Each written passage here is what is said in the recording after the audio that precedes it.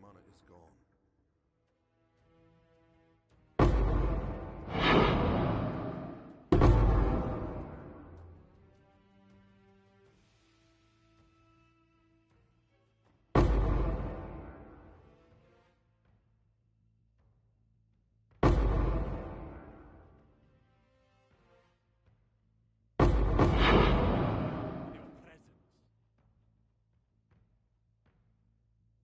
You stand at a crossroads. Choose wisely.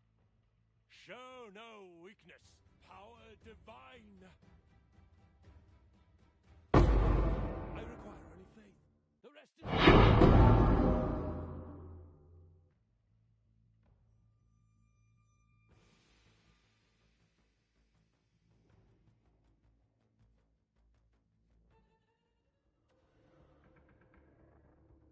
Body and strike true.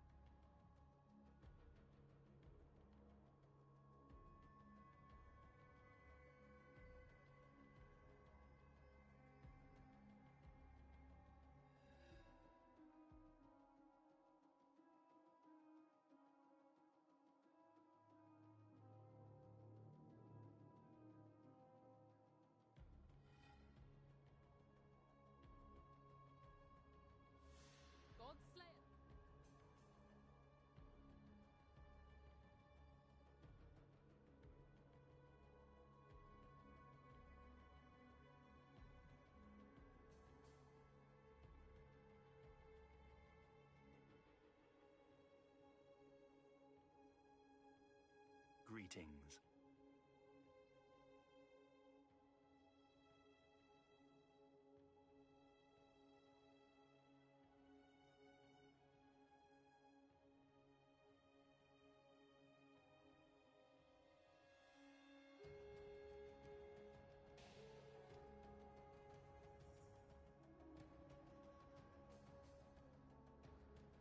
The threat is revealed.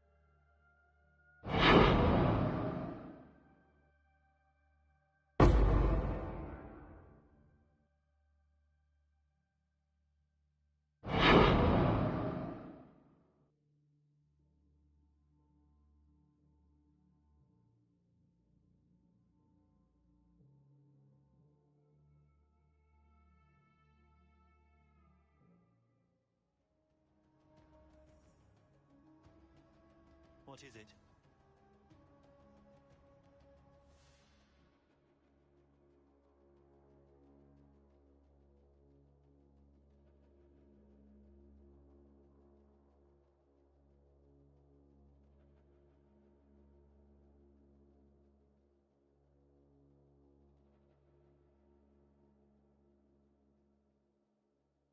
Go now.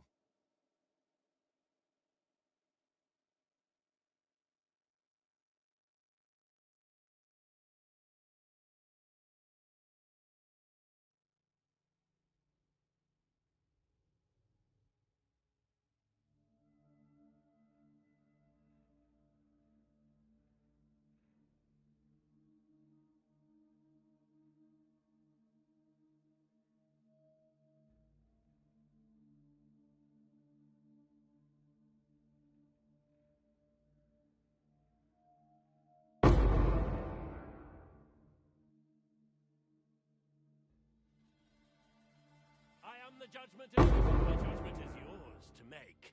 Flee where you will. Innocence sees all. Neil.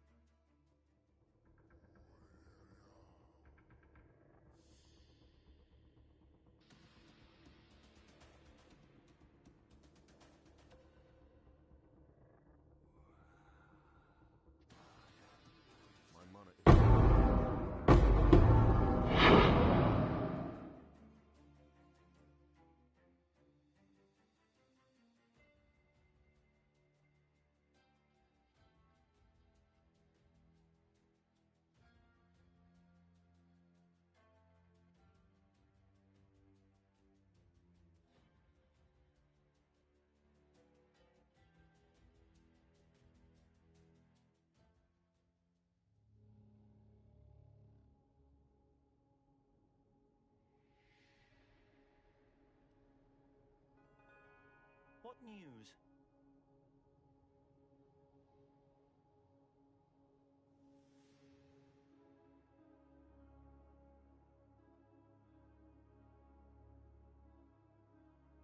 The thread is revealed.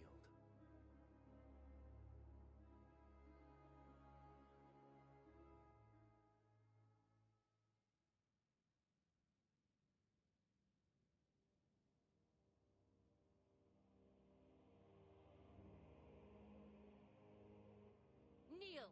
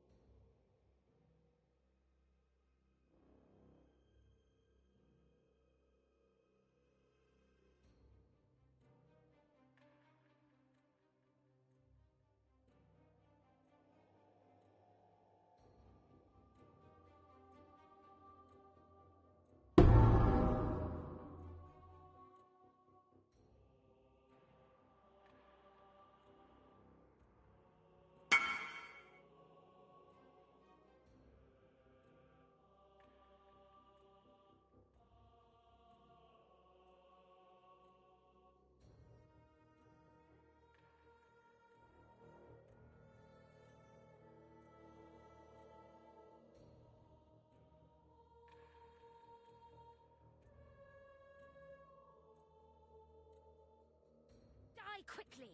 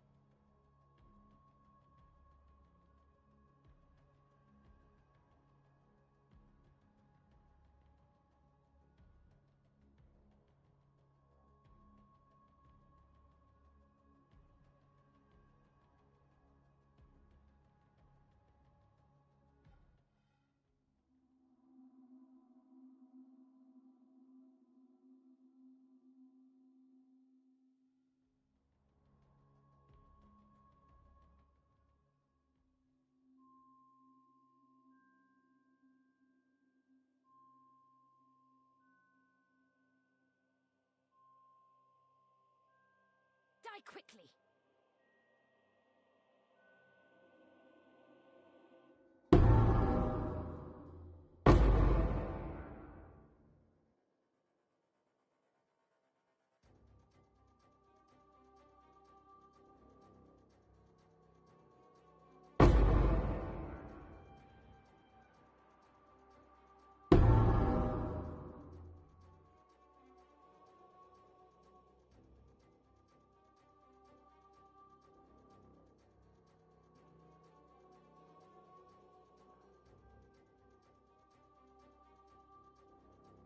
My mana is gone.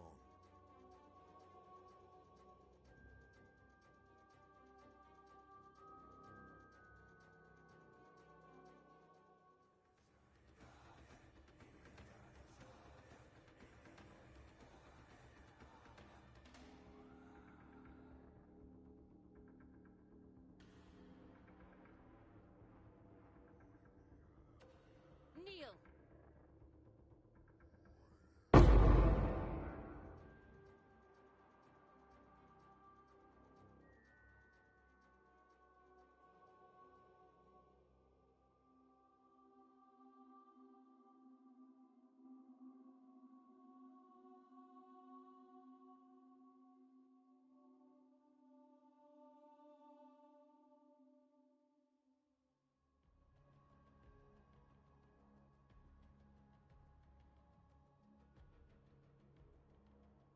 Yes, yes.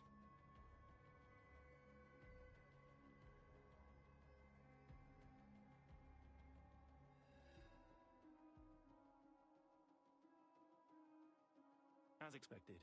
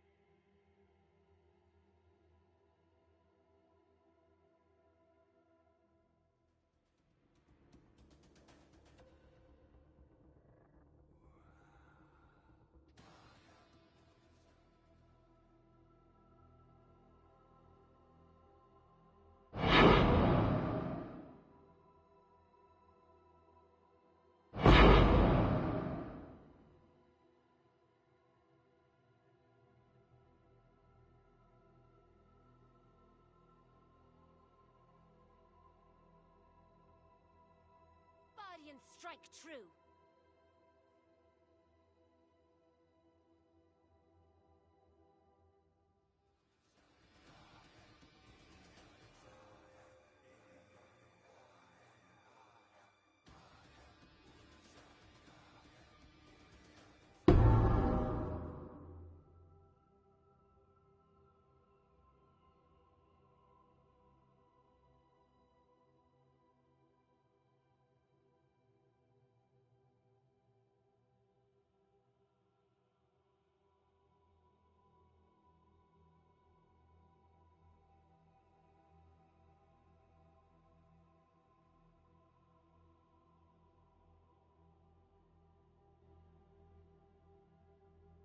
stain the judgment is yours to make.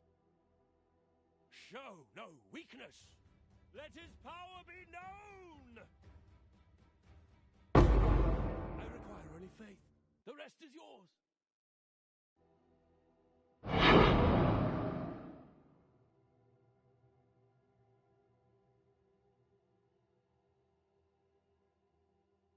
Behold, purity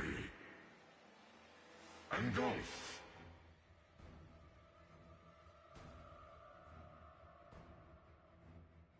Belief and conviction shall free your mind. Open your heart. You deny a god.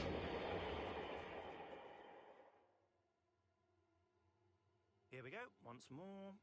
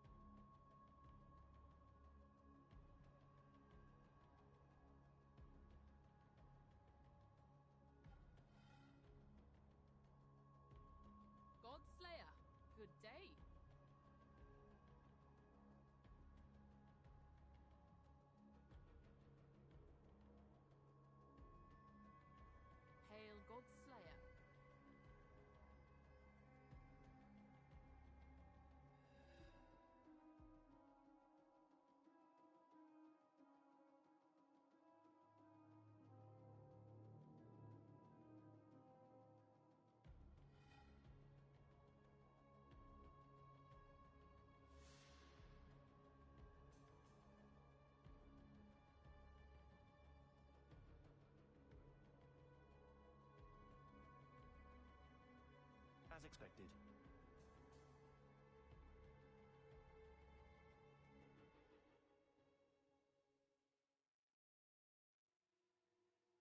And now we stand on the edge of a new tomorrow, a brighter future, a secure future for one and all. Nothing is secure within the reality of torment.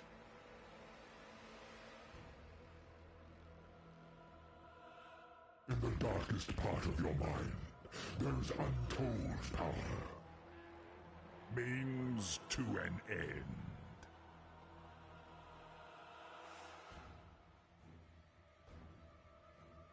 Influence and power unmake.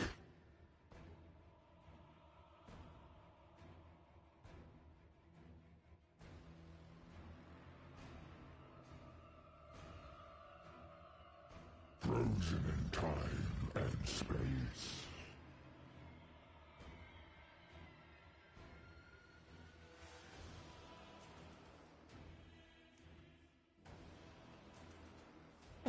She suffers. For what purpose? What reason? Awaken.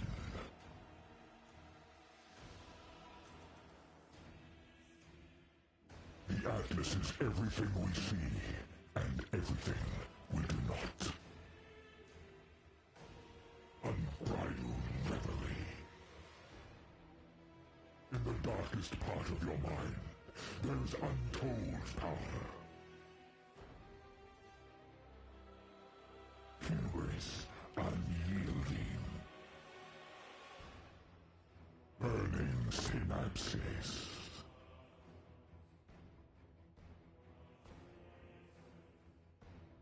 Well, a better you than me.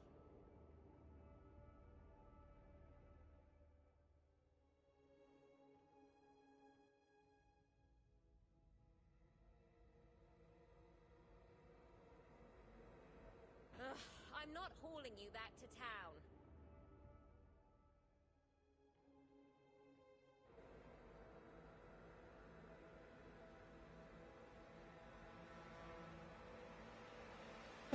She suffers. For what purpose? What reason?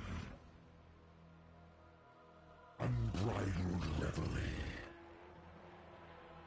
In the depths of her mind, she wholly reforged him. Unmake.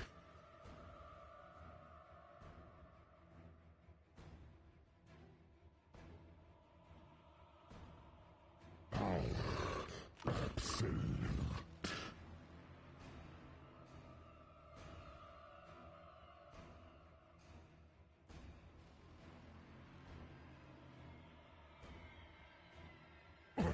Her power is an illusion made real. The Atlas is everything we see and everything we do not. Awaken.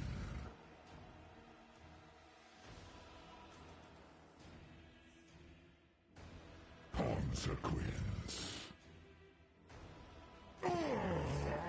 Her dread shall not be erased.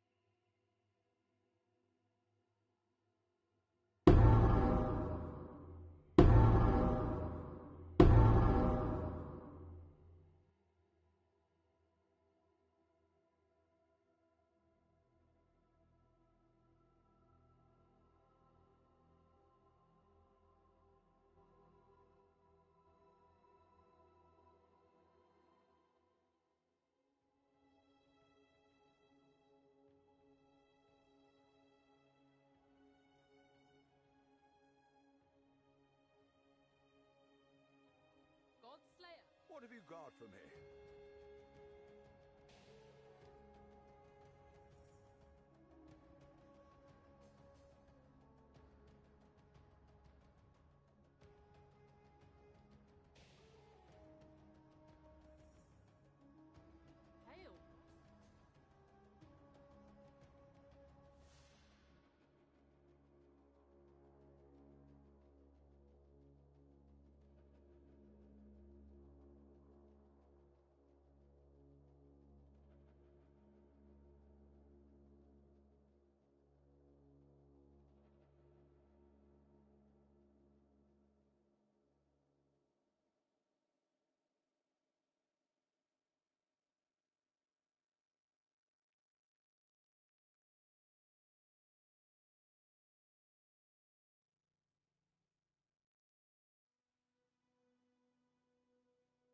you are greater than a god.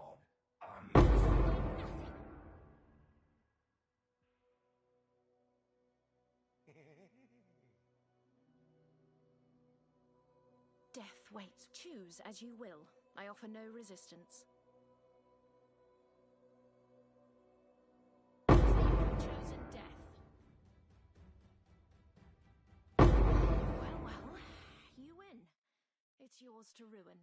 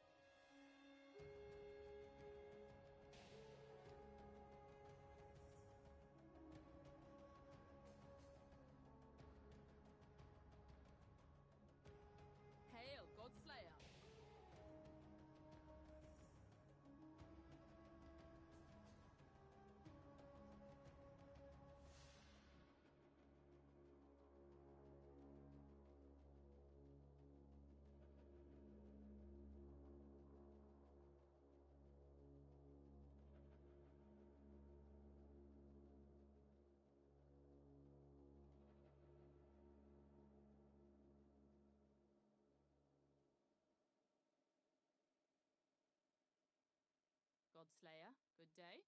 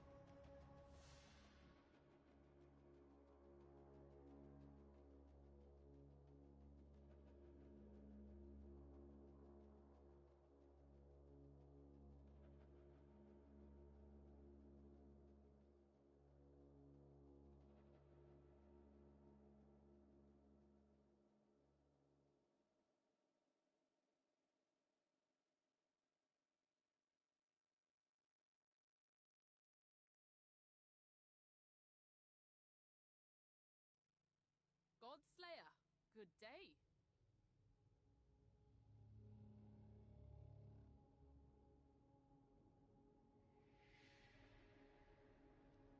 Hail Godslayer.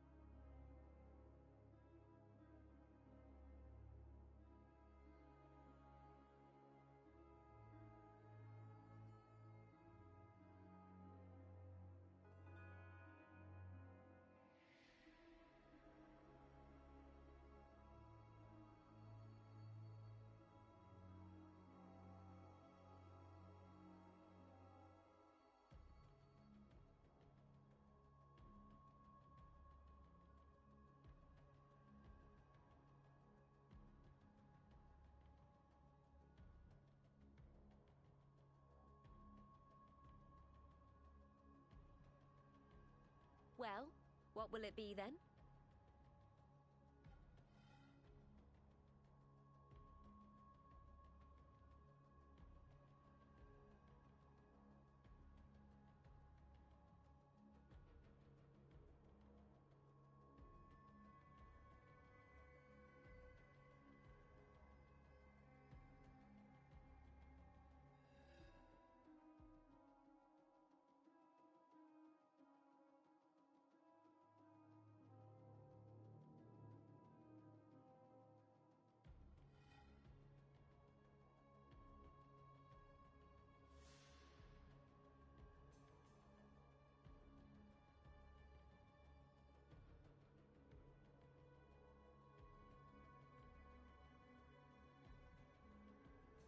Go on, get on with it. No accounting for taste.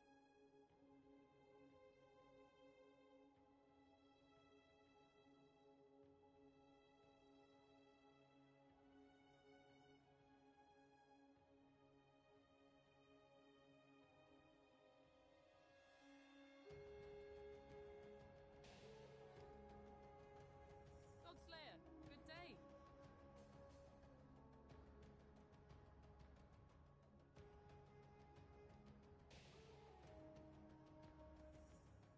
Hail, Godslayer.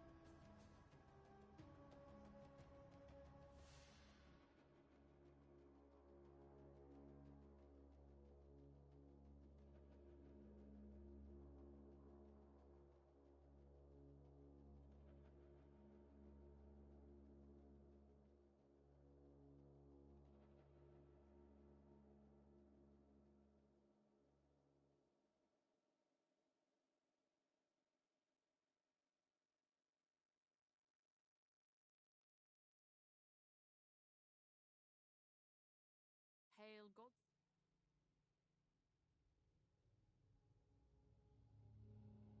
Godslayer, good day.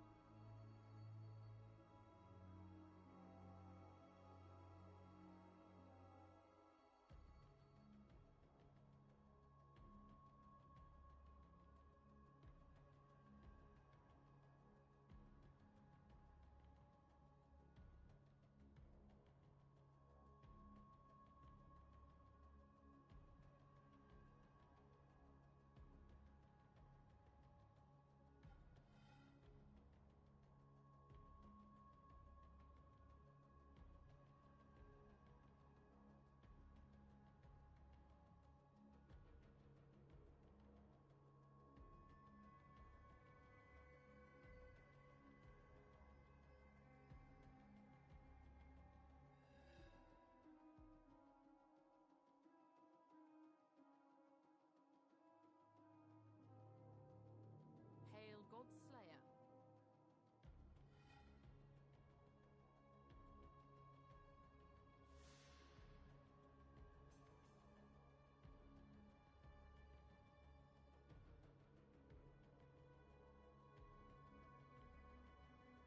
Godslayer, good day.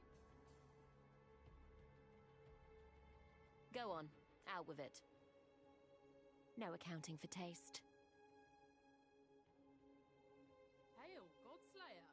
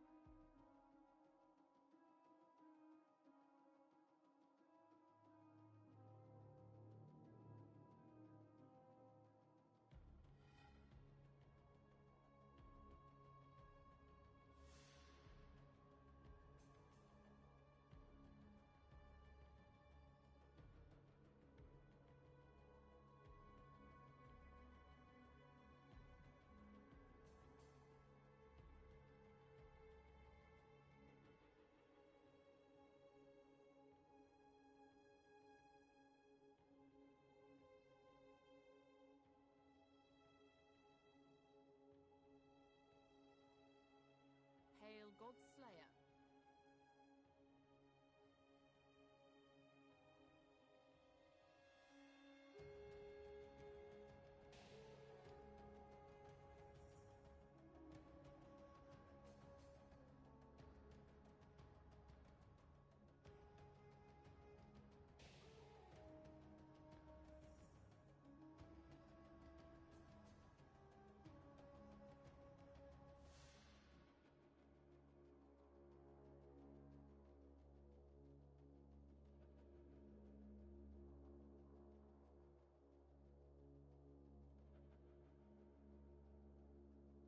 God Slayer, good day.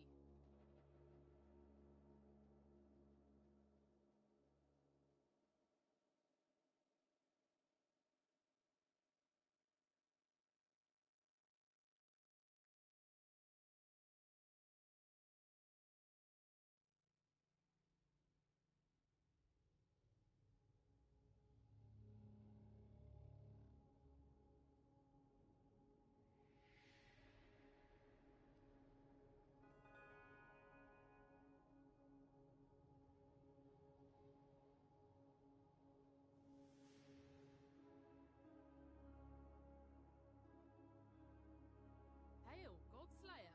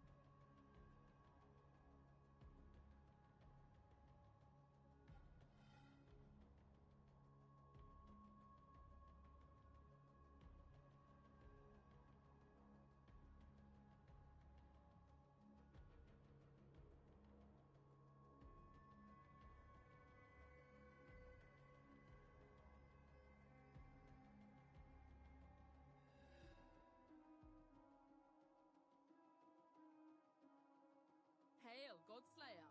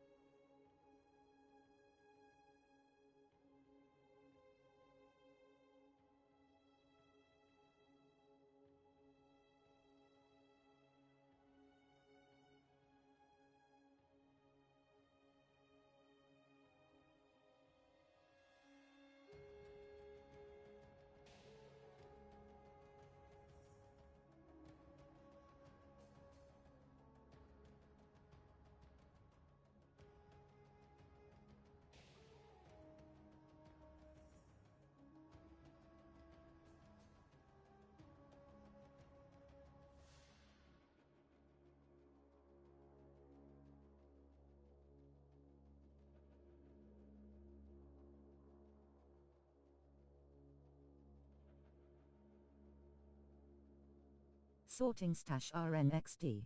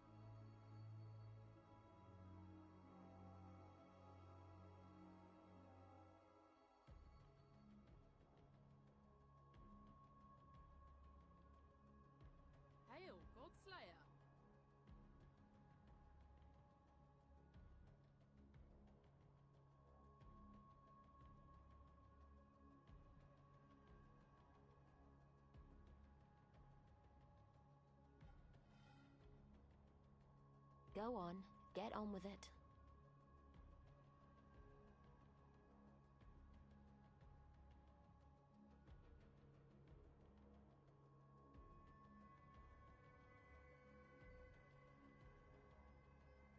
I've made do with worse.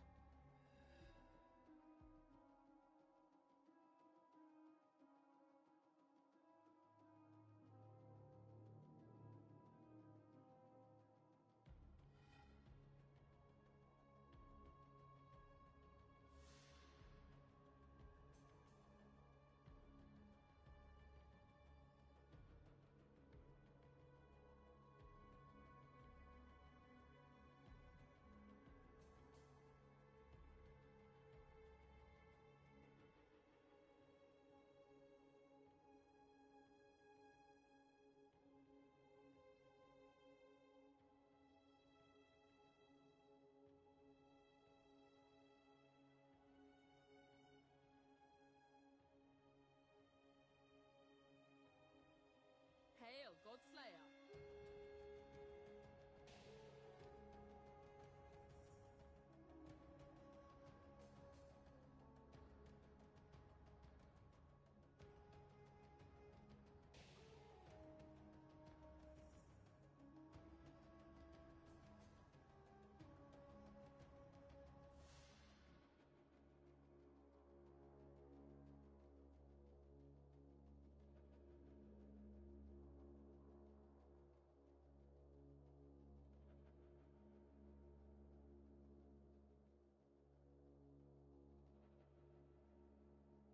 Go on, out with it.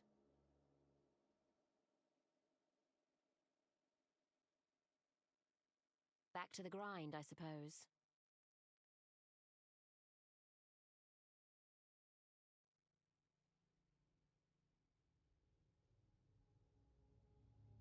Hail, Godslayer.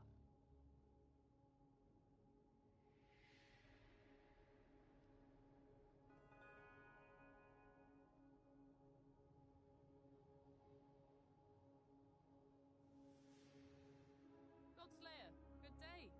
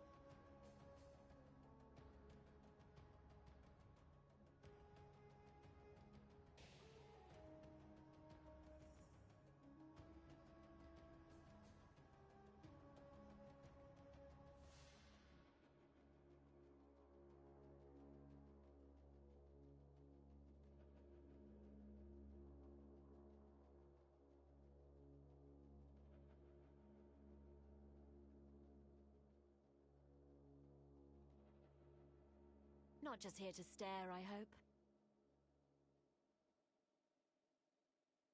No accounting for taste.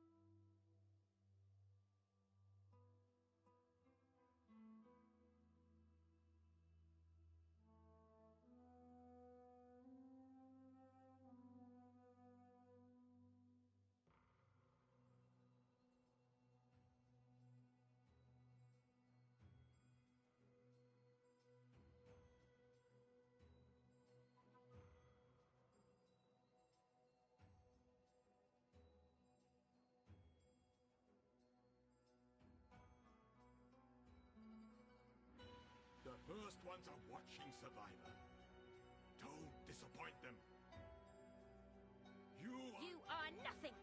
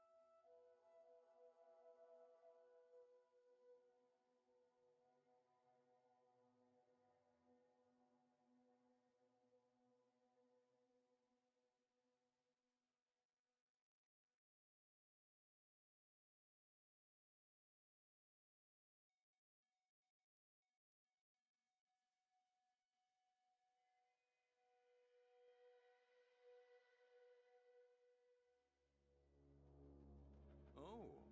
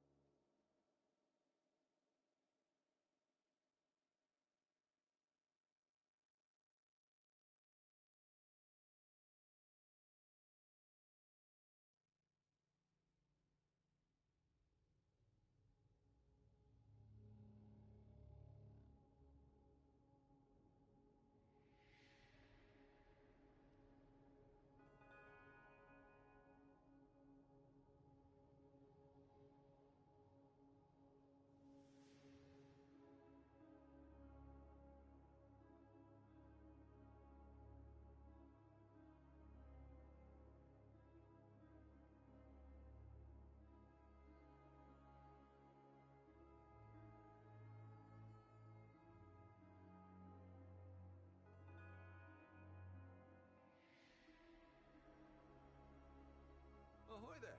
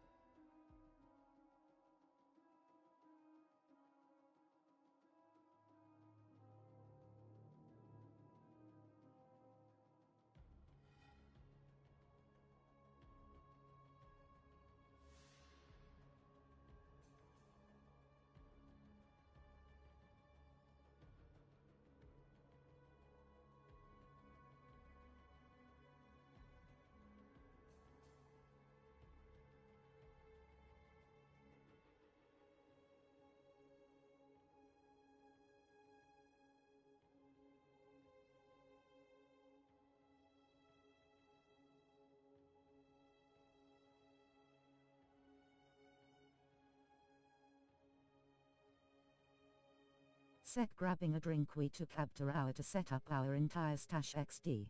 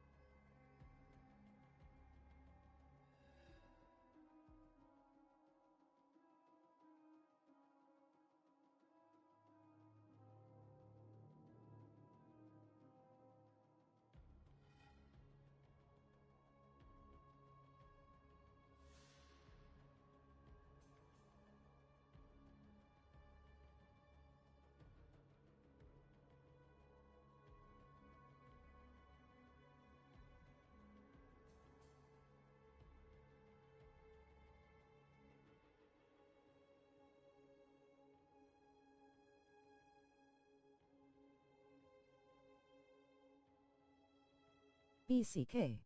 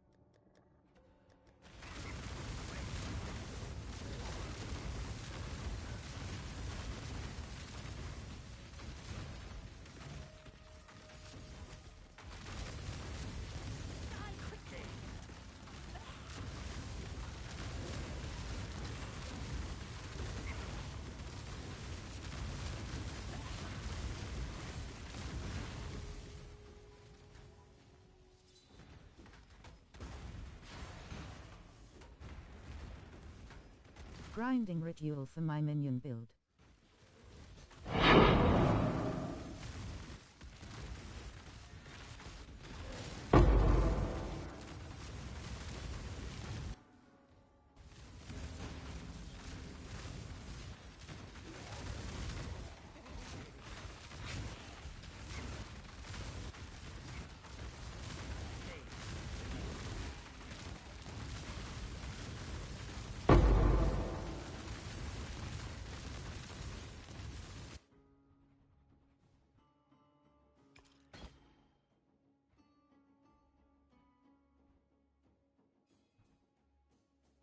Let me guess. I still abide by the Trafen Code.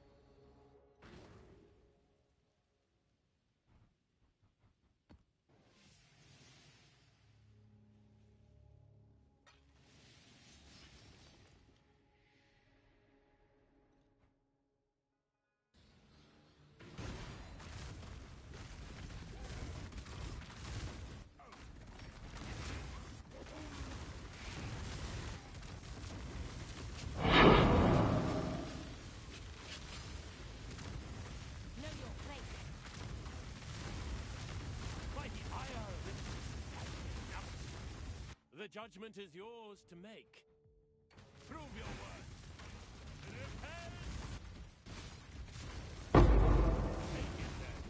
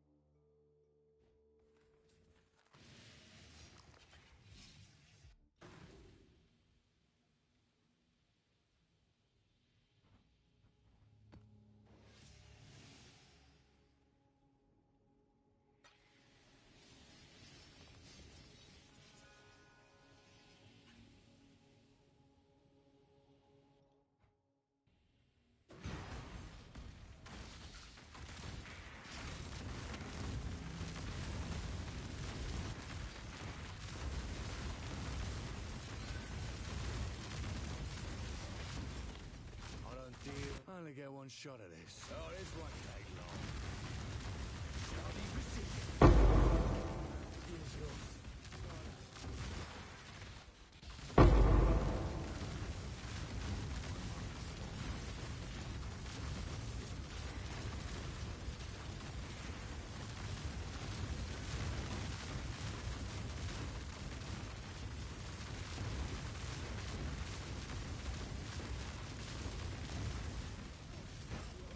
Body and strength.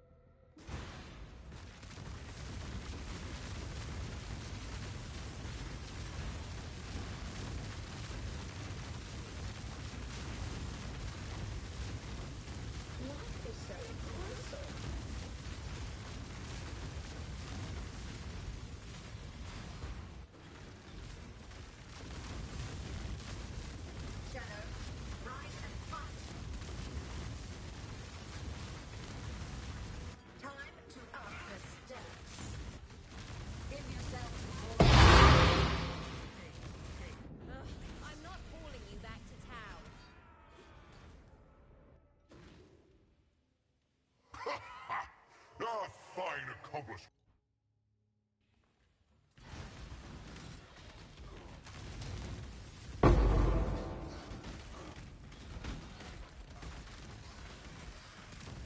Guardian strike true.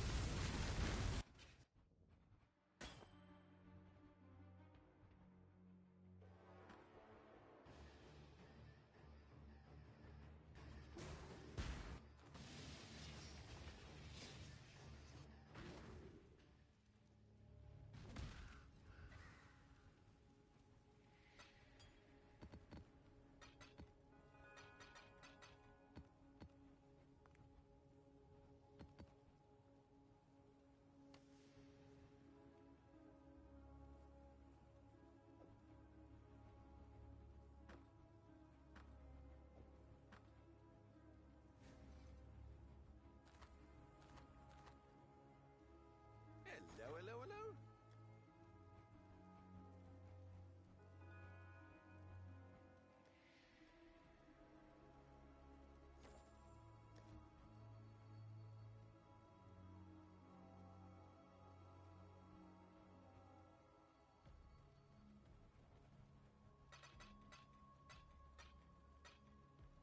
What have you got for me?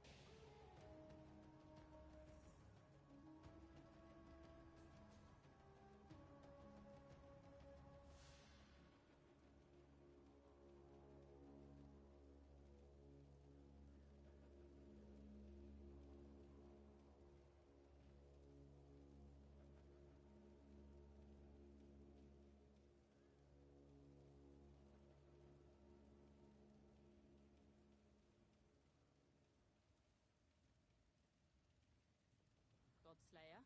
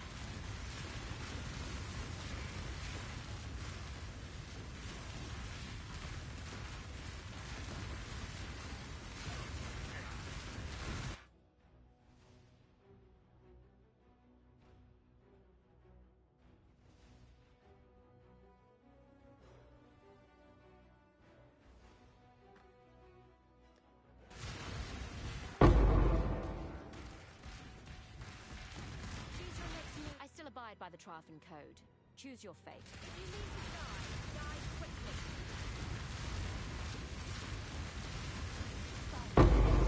Have it then.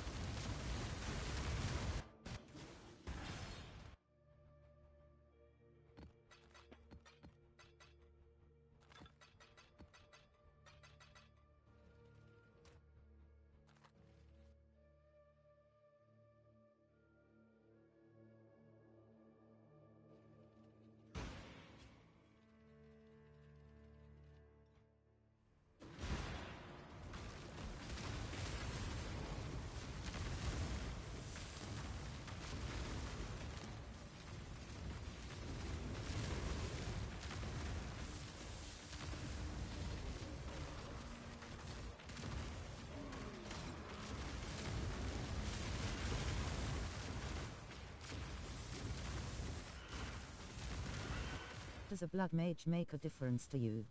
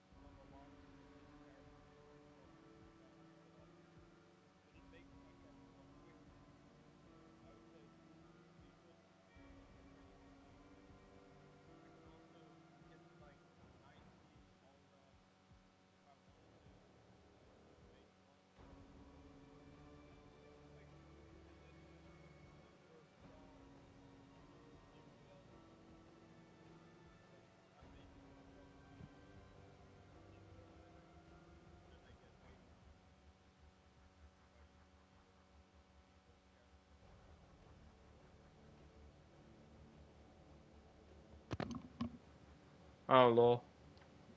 Yeah. It increases a lot, man. No sound. So for FIVOS, it's basically, it doesn't increase my defense by like a lot, but there's a lot of utility. I'm like faster, I could just have permanent facing, can move through monsters really easily. I would say that Mage Blood for other builds would be way better than for Volcanic Fissure snaking. I think Headhunter would be better for Volcanic Fissure. But Mage Blood will be like essential when I'm gonna go for my minion build, so then it will be really nice. As for now, it's just like utility. It just gives me some movement speed, that's about it. If I hit a couple monsters, I'll get power, and then you see my armor goes up to 50,000 now. And before it was 30,000, so it increases by like 20k. What's also really easy is you can have like an all res on, let's say, a flask, and you can then literally increase it by like a lot. If you have like a 20% all res on a flask, it can give you like 60%. What you also can do is something like this, that if you have like a maximum fire res, for instance, you see that I have 80% fire res, right? So I can literally up it by 9 points simply by adding that. So what you can do is you can literally be 90 all res without Valakos Storm Embrace by just having a Mage Blood, if you wanted to. And you can also increase your damage with Damage Flask. You can also permanent facing, onslaught. There's like so much you can do, man. Nice. It's really fun. And it's just like my minion build will have like pretty high defenses with this Mage Blood. It will kind of like change the way I play the character, so that'll be interesting. I'm currently doing Delve for the Crown of the Tyrant because I don't want to buy it, because I know that I can just get it if I just play a little bit of Delve while I'm at it. And when I'm farming Delve, I'm also farming like stuff to craft the minion wand. I'm trying to craft like a 100 divine wand for way less by just like playing a little bit of Delve here and there, which I think is pretty much worth it. I make also currency on the side a little bit here and there. So yeah, it's actually pretty fun. I'm also doing some ritual here and there. I'm trying to get like the some of the fossils, some of the synthesized mods, but mainly I'm trying to get like corpses for the minion build. Because you can never have enough stacks of corpses, right? If it dies, you have to buy a new one, so having them stacked up is pretty nice. So I'm practically just farming stuff for my minion build while farming currency at the same time. That's kind of like what I'm doing right now. I have no luck with Crystal King so far. I killed 3 of them without Crown of the Tyrant, and it's like a 30% drop chance, so kind of fucked over there, but it is what it is. I'm also farming the Echo of Reference for the Defiant Flash of the Prophet. I've killed it 6 times so far and still no flash. Good luck, bro. Yeah, man. Just full on grinding, man. But people fall asleep if they play Delve, man. And this build sucks for Delve. Like, this build is really bad for Delve, and I'm still doing it. I think without the Mage build I wouldn't be able to do this right now. But yeah.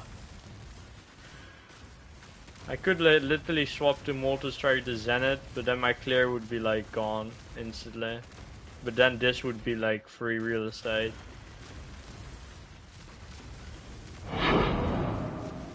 Because the most two expensive things if you build Multi-Strike is Mage Blood and then the Simplex Amulet. And besides that it's just free.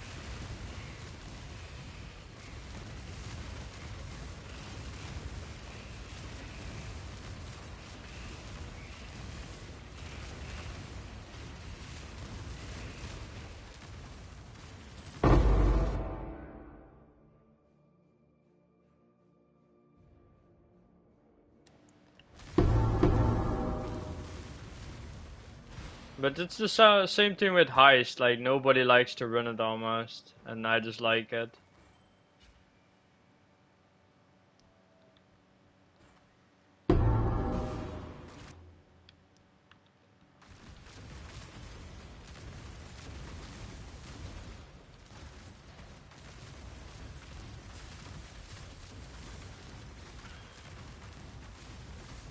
I spent so far about 4 divines in crafting for the wand, still no luck. The fun part was like the first time I threw like the fossil on it, it instantly got me the +2. But then I failed the annul. Dude, if that annul hit it, I would literally be done with like a 50 divine wand for like 100 chaos, dude. That was so close. I also bought some for Varric Wolves from people. There's almost nobody who's running Beast on console. There's like 2 people that run Beasts right now. Like a lot. So most of the Beasts are like sold from those 2 people. Which is not too bad. Can be worse. Day 5 ring. This man is capping, dude. What do you mean day 5? You're on 40 challenges completed. And you have mirrors, Mage Blood and Headhunters and you say 4 days. These fucking balls, dude. He has been there since day 1 and he said this ring is from day 4. No.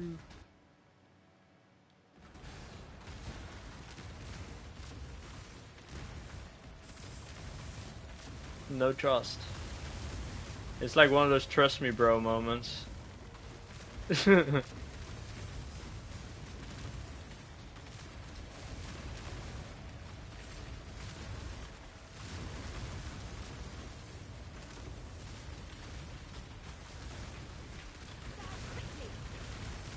just like vibing in here. Like all the other bosses in Delve are just not worth getting, man. Like it's so dumb. Like, the Doriani map is not required for like the 40 challenges this league, so no one buys them. I think I had one like here. Like, look, I have like a Lich here and this is like totally useless. This Lich dropped like 2 items that are 10C and then a ring that is 100C. And that is literally all he drops. Like, it's just no point in going all the way there for it. And Crystal King is just like... Crystal King has a couple items that are worthless. Like the Discipline Ooze Amulet that I dropped yesterday, dude. That's like 20 chaos. And like the most useless amulet I've ever seen, dude. And that's probably the worst one you can get. But if I get a Pride Amulet, it's just like GG's. If I get Chrome the Tyrant, I'm just done with Delve for this league probably. I sold 2 at the beginning of the league, but After that I didn't play too much Delph anymore.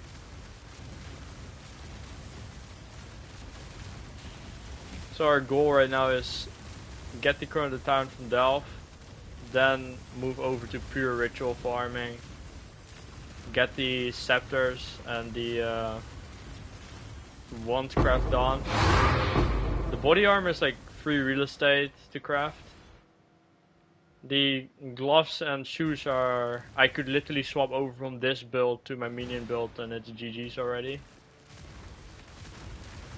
So, and I already crafted all the clusters and jewels for the minion build, which took me yesterday like 6 hours. Thanks to the game. That's the main reason why I did not stream yesterday. I was crafting that for 6 hours, and it was the most boring thing to watch probably. It was more boring than this.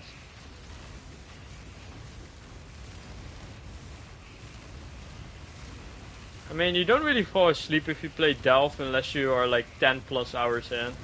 Like if you play 10 plus hours and then you're Delphing or play Heist, you literally fall asleep. Like, because you're barely dying and then it's just going really slow and then you just fall asleep. Totally did not happen to me, nah.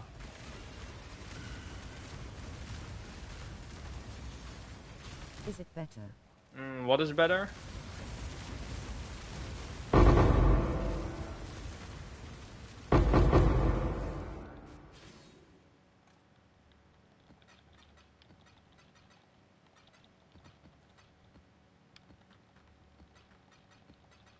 Oh, Sammy, what is better?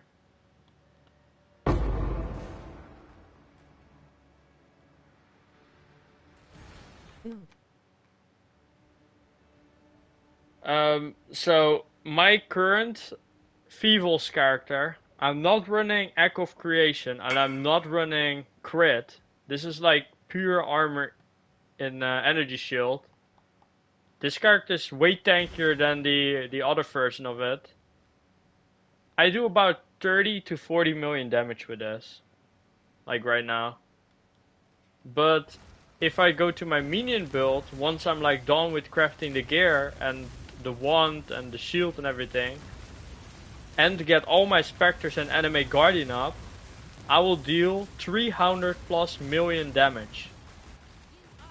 Like straight up 300 million damage, because I'm literally like crafting everything for like end game. It's almost hitting like mirror tier what I'm going for, so that will be very interesting. It's currently level 84. It will start getting online when it's around like level 95, because then I get all the points for it. I'm just like fully focused on getting the stuff for the crafts right now.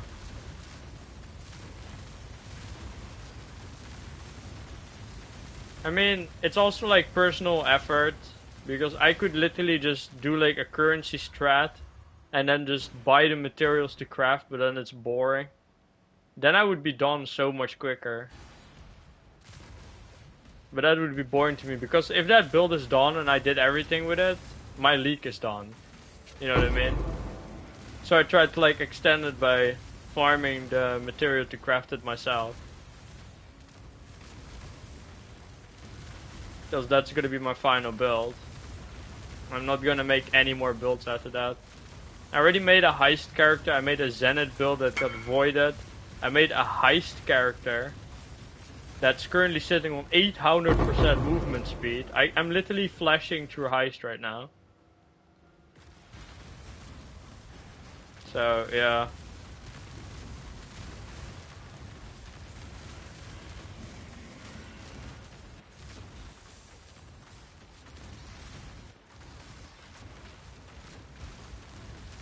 I just don't have like an end game character right now at the moment that can do like crazy damage, so that's why I'm making that minion build.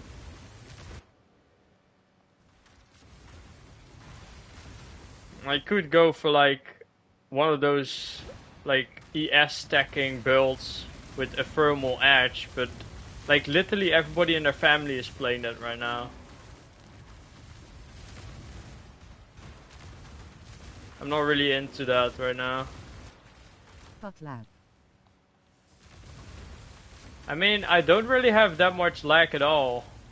I don't really have that problem, dude. Because even when I'm at 5, like, people, when we were, like, XP farming, there was a guy with over 100 minions, and I didn't have lag, so... I just wonder. And I'm gonna focus all my damage from the Skelly mages, instead of having, like, 100 minions. Because I'm currently also building an animate guardian, and I'm also building the Oriani mercenary.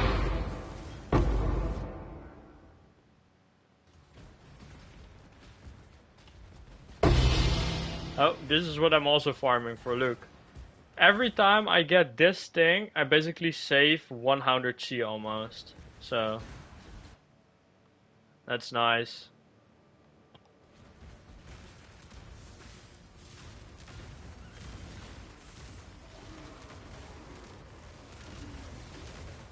Oh lord, suicide.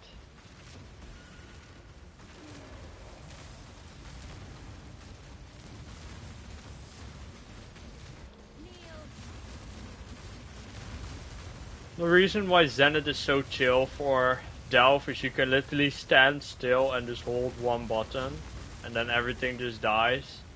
And even when you're like on the boss, you can just stand next to the boss and just spam one button and he just dies. I think that's the most quality of life from the Zenith build in Delve.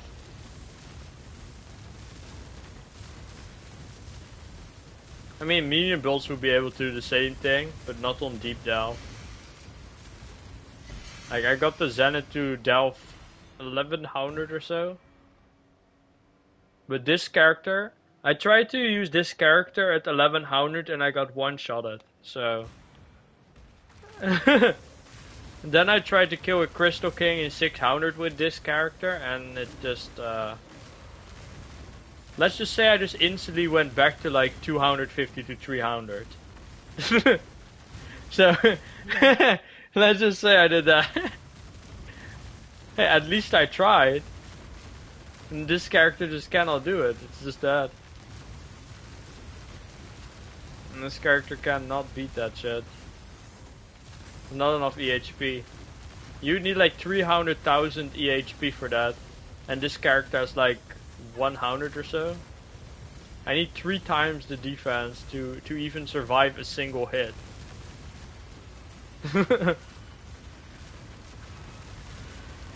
Yeah, that's not happening. Because on Berserker you really cannot scale that much defense. Unless you're running a shield. If you're running a shield on a Berserker, you should be able to reach it. I had like a stupid idea with a square, and then you just make like the most crazy axe, like a one-handed axe with Fevals, and that should be able to do it then. But I haven't seen anyone try that, because you can make like an 800 physical DPS axe, then use square to have all the links up. And then you should be having the same damage kind of as like a 1k damage axe or something like that, like 1 or 1.2k, which should still be crazy, while having like a lot of defense is more. I was thinking about it. Just too much effort. Way too much effort. It's a pain in the ass craft.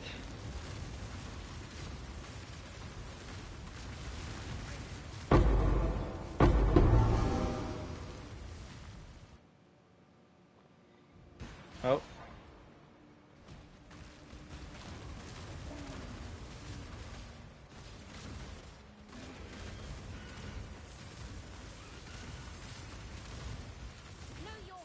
You find like a Crystal King once, like each 2 hours or so, is what it feels like, with my luck. It's pretty bad.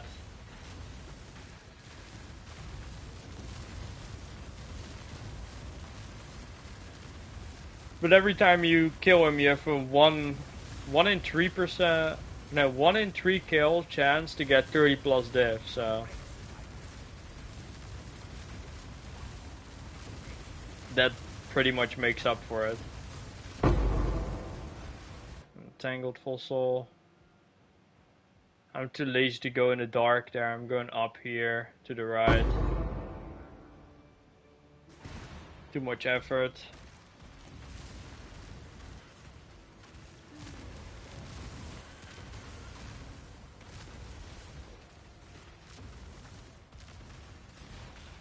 I think the two most important things if you want to start out Delve is probably having phasing. It's like the biggest quality of life, and be freeze immune. Those two things just destroys you in Delve. You get stuck and then get one clipped by a pack of bats, or you're just like, one sec. Yeah, you get one clip by bats, or you get just pooped on, so.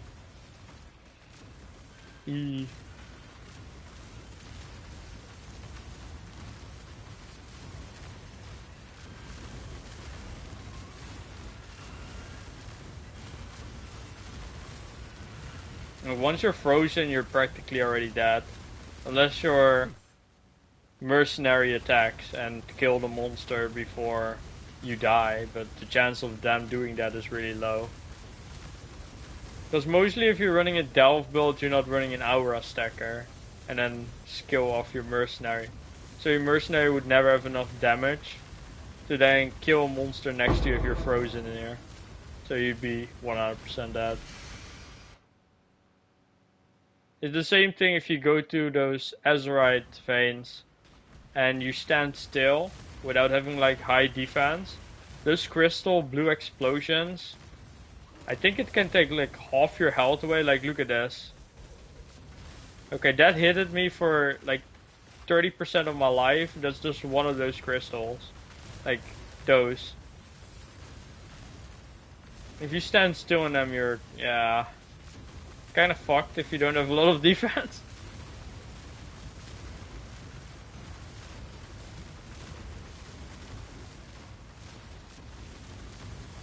There's only like a few nodes out to look after.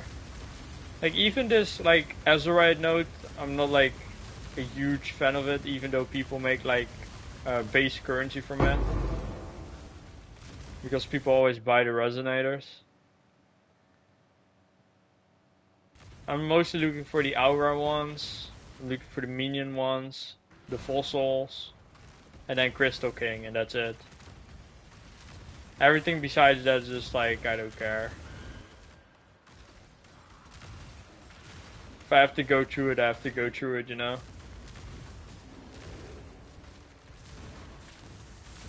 It is what it is.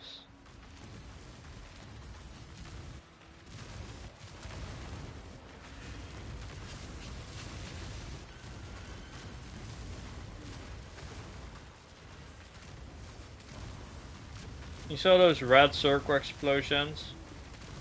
The blue ones can also freeze you and then hold you in place and then clip you after that if you're not freeze immune.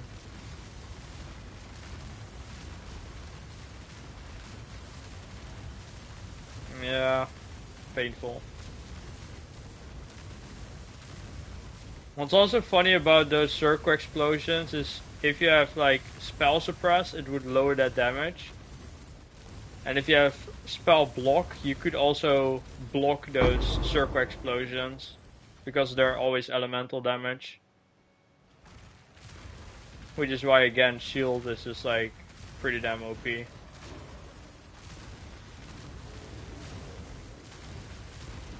think you can tank most things with a shield. There's like a couple of things that can go through your armor.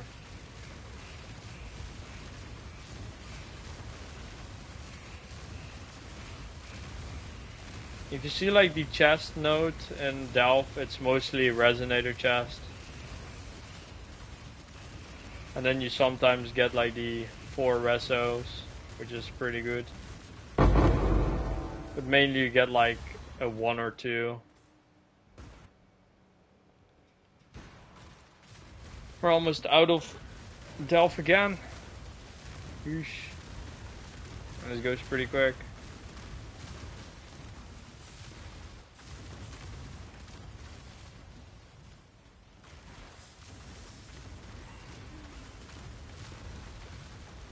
I mean, mostly when you see me stream, I'm just like barely talking at all, because I'm just like in the game. But then once I turn my mic on, I'm like chatting, it's just like I'm just talking forever.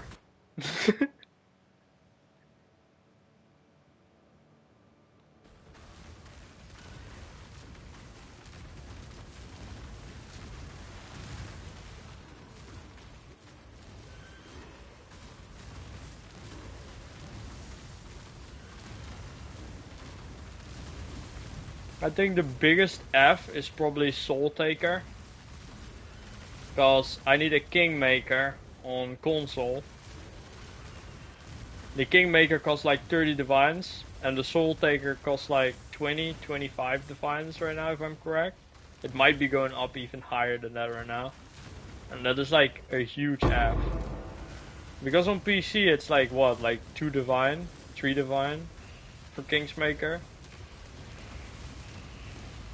So that is gonna be something. No choice but to get it though. It's so good.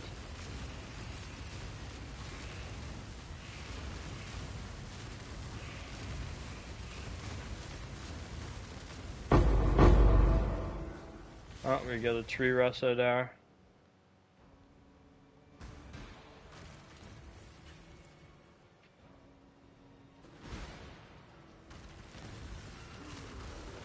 Some of the biggest pains is probably if you have to go like around the whole mountain, is what it feels like. You see a boss behind the wall, but you cannot like throw connected nodes towards it and you have to go all around. That actually happened to me just a moment ago, look at this. Like this is gonna be stupid. So I was here. I saw a Crystal King like right here. And you cannot go around from the top here to get here. So I had to go around here, all the way around to get to the Crystal King. And then those like Crystal King nodes are like dog shit, so I'm never going to them. And same with like those. Like I don't care. But it's just like the pet thing is just so bad by going to some of those bosses.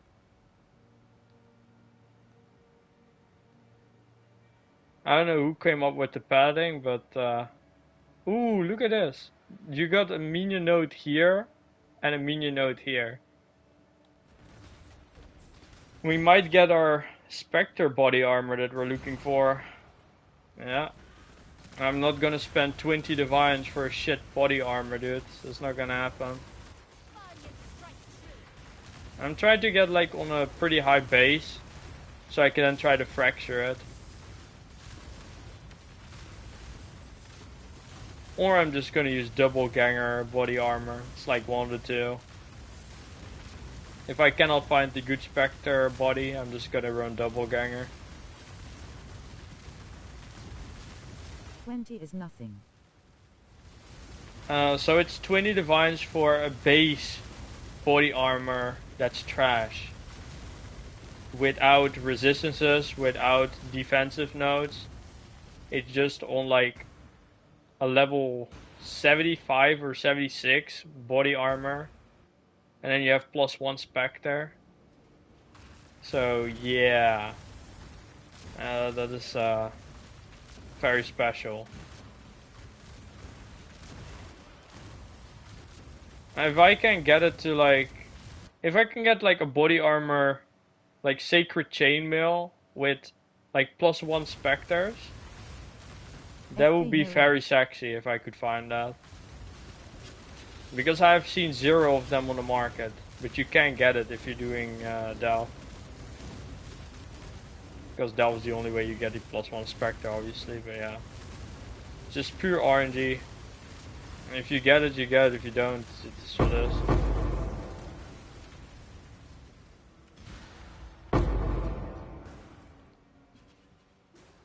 Yeah. It's very painful, but you gotta live through it, man.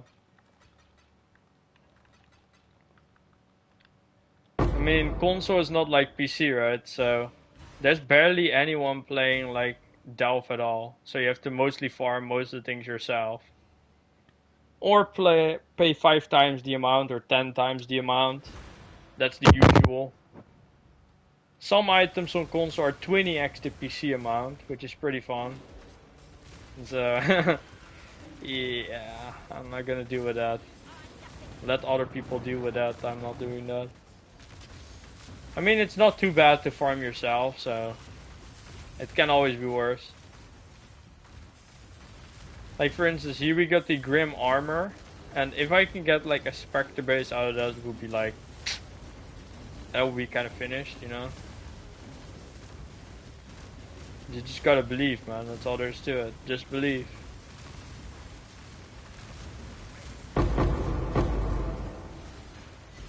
Okay, bomb.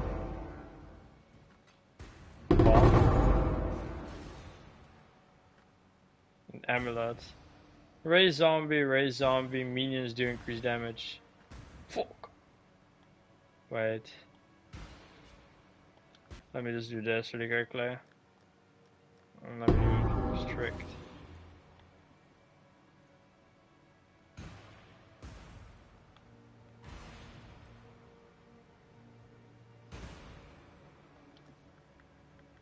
Maybe it like blocks it out. I told you it was maybe blocking it out. I mean, it's not great. Well, then we're going to this other one. Because I'm running on pretty strict, so for items like this, it doesn't even appear on my screen, you know what I mean? But those shoes we just dropped is like, It's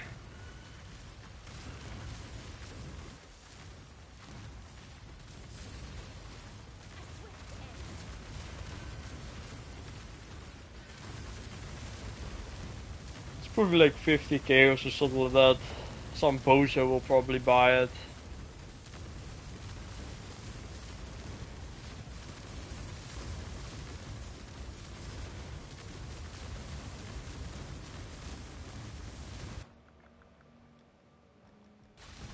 I like having it very strict because there's so much trash on the ground, man. I could also use like a never say, like one of the never sink filters on top here with wreckers, and those are like different to this. But, just leave it like this. Look how much this basically disappears. It's like 50 items on the ground there that are like total dog shit.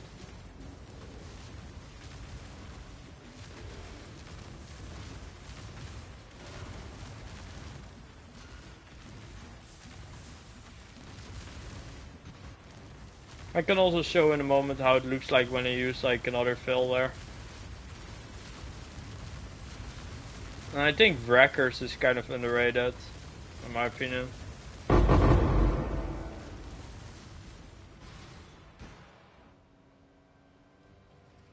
Almost there, one more.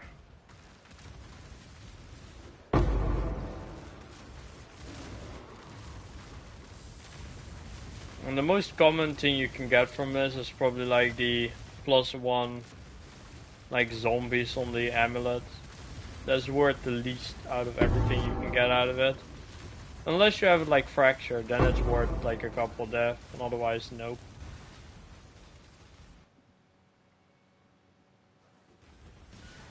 And there we go.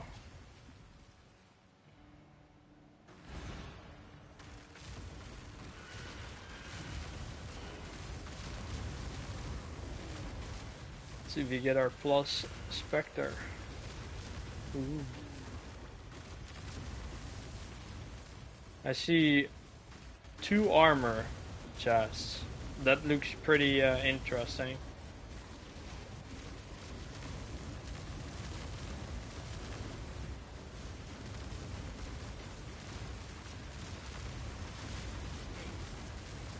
Okay. So the other filter that I normally run is Wreckers. So then it looks like this.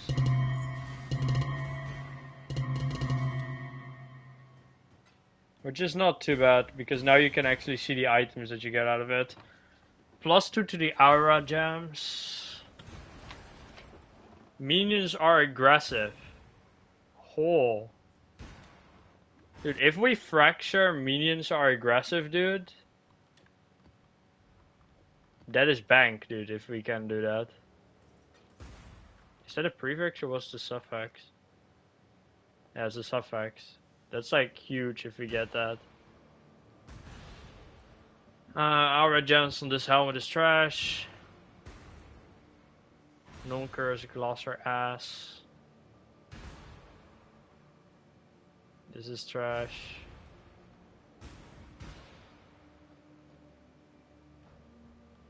Besides that is ass, but this aggressive, it's like the best minion node probably that you can have on that wand.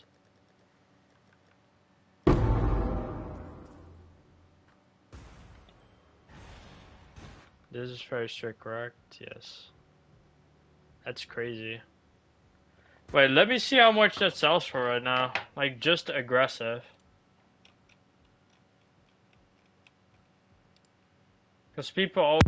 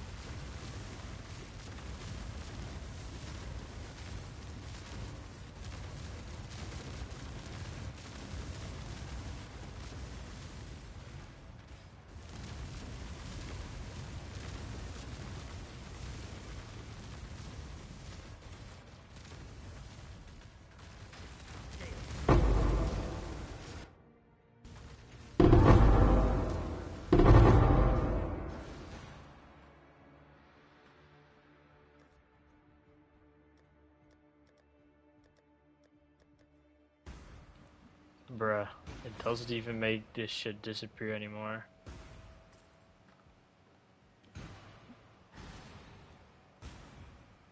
Physical to fire.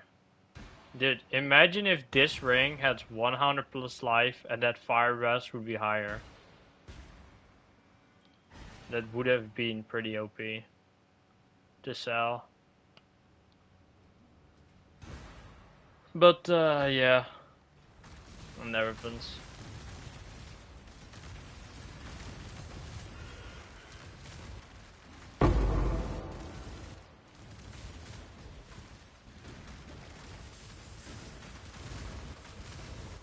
We're almost out of sulfurite already.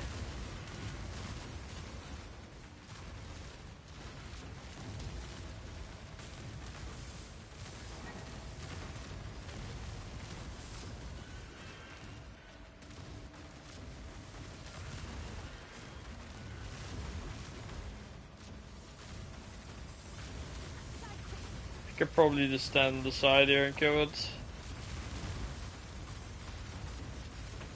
Yeah.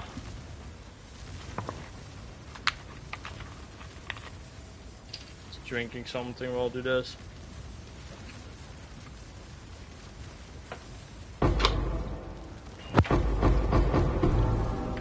Sounds about right. Fractured stealth boots. Probably ass. Yep, I knew it.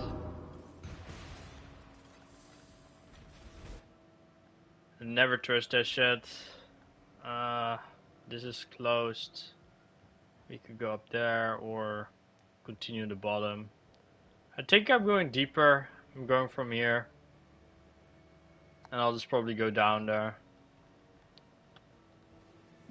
Because up here is just like, I have to go around that whole area, which is just a pain in the ass. And this is just a straight line, so it's easier. Oh.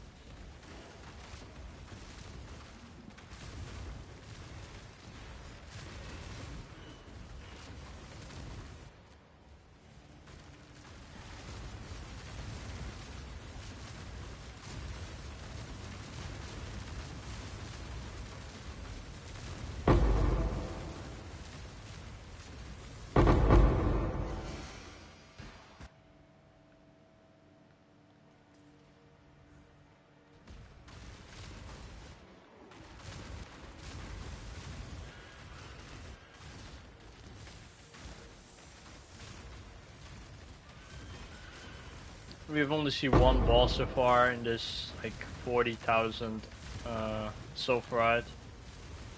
And it was like one that we don't even need. Wait, did somebody said one's done? Oh, no one.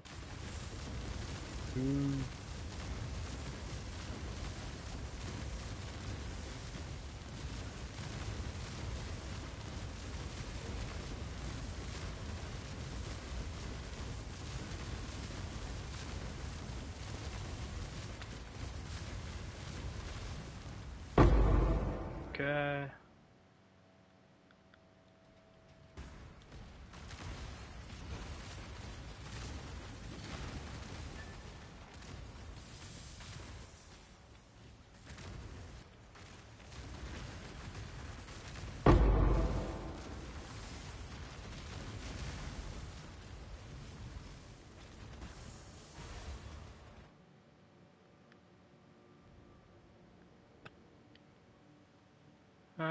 Contains weapons. This is closed. We have to move around from bottom here.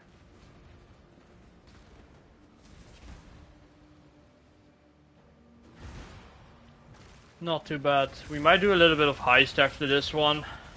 Like after we're done with the sulfurite. I have like 20 or so blueprints I can quickly run.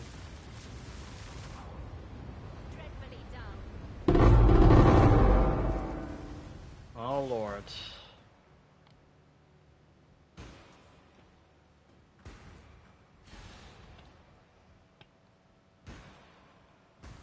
Yikes.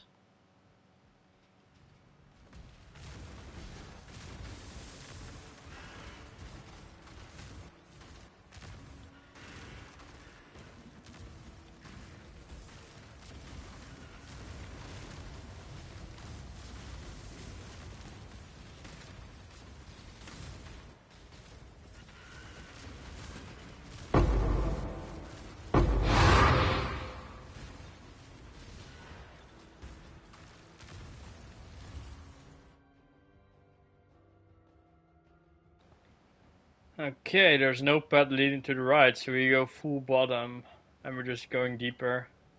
I think we're moving to like 270 plus now down.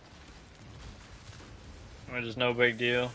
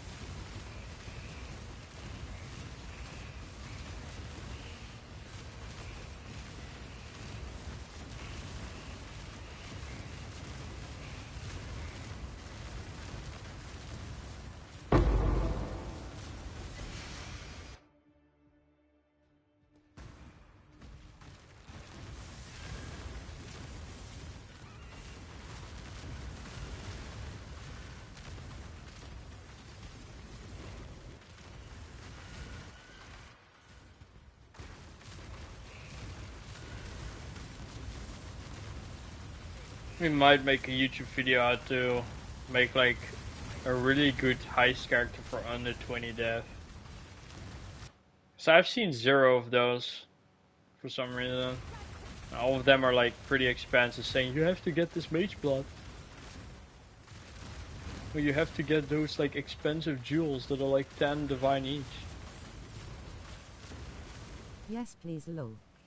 I don't understand why people like add those crazy things to like delve builds.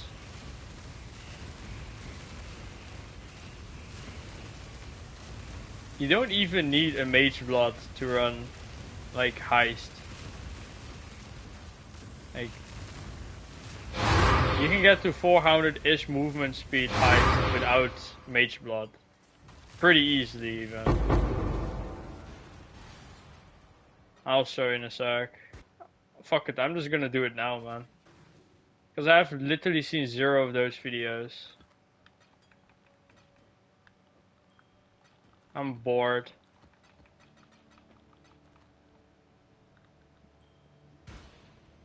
Okay. For this we don't need our mage blood to show there. What we need is this and this.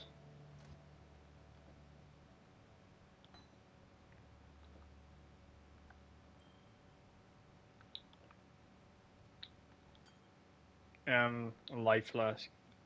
Makes sense.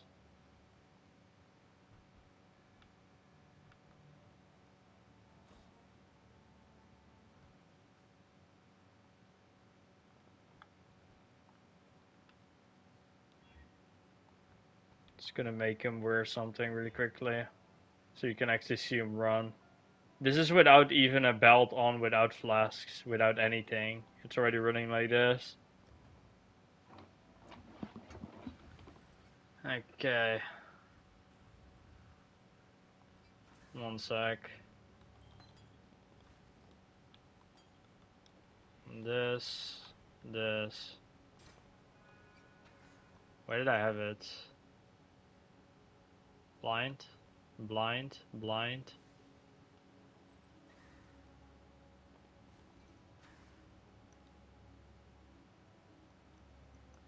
There's only one belt you need for this.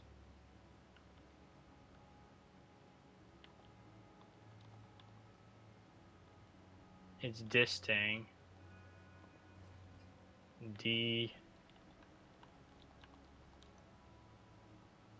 I have it somewhere in my stash. I just forgot why I had it out here. Yeah. So this has currently 200-ish movement speed, and I'm just not done. I can literally change. Oh, goddamn! I don't have enough.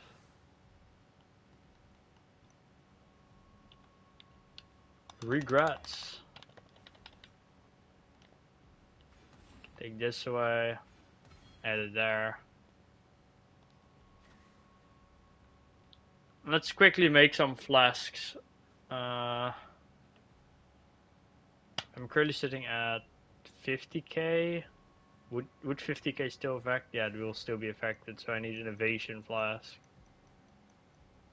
Where the hell is my flask tab? Oh, here. The things you need is onslaught. I'm just like first getting like the things ready before I'm even starting the video. Yep, it's the same thing that I was running before. It's this thing. Then we run Jade.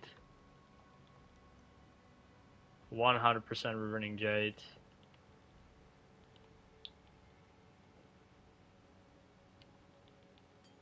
Then Granite.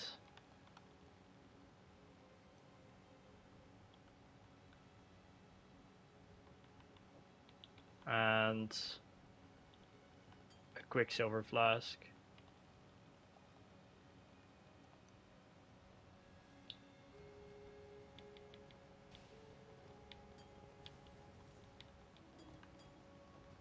This flask is done. Oh. All I need to do is add like some bubble to this thing.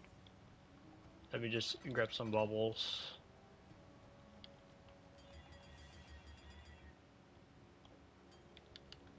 Okay, let's quickly get this thing done.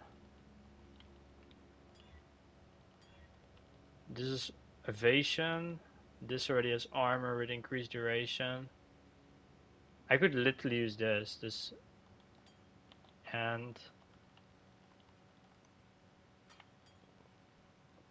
that's already 2 flasks done. Wait, we can bubble that. And then it's just like those 2 flasks, which is gonna be free real estate. Already get that.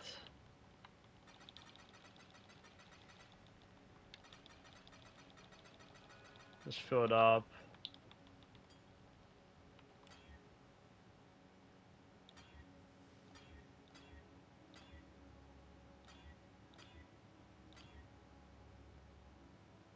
Look, all you need is the increased duration, and the second thing is just like a bonus. If you already have like armor and evasion, everything after that is just bonus. It's just increased duration. You need to have like 30 plus increased duration. It's the same thing for this. You can have the resistances. It's just not too bad. You can have this movement speed with reduced charges per use.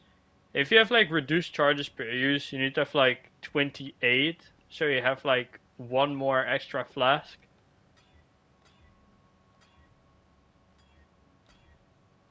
So let's see if we can find something good really quickly. Ah, this is so close with the reduced charges.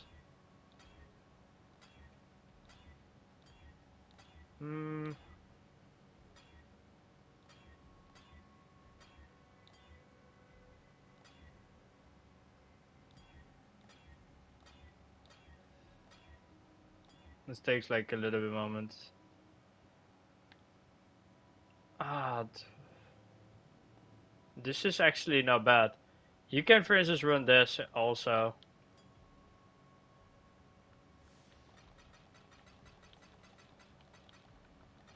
Okay, if I'm looking at this, we would sit around 350 movement speed now.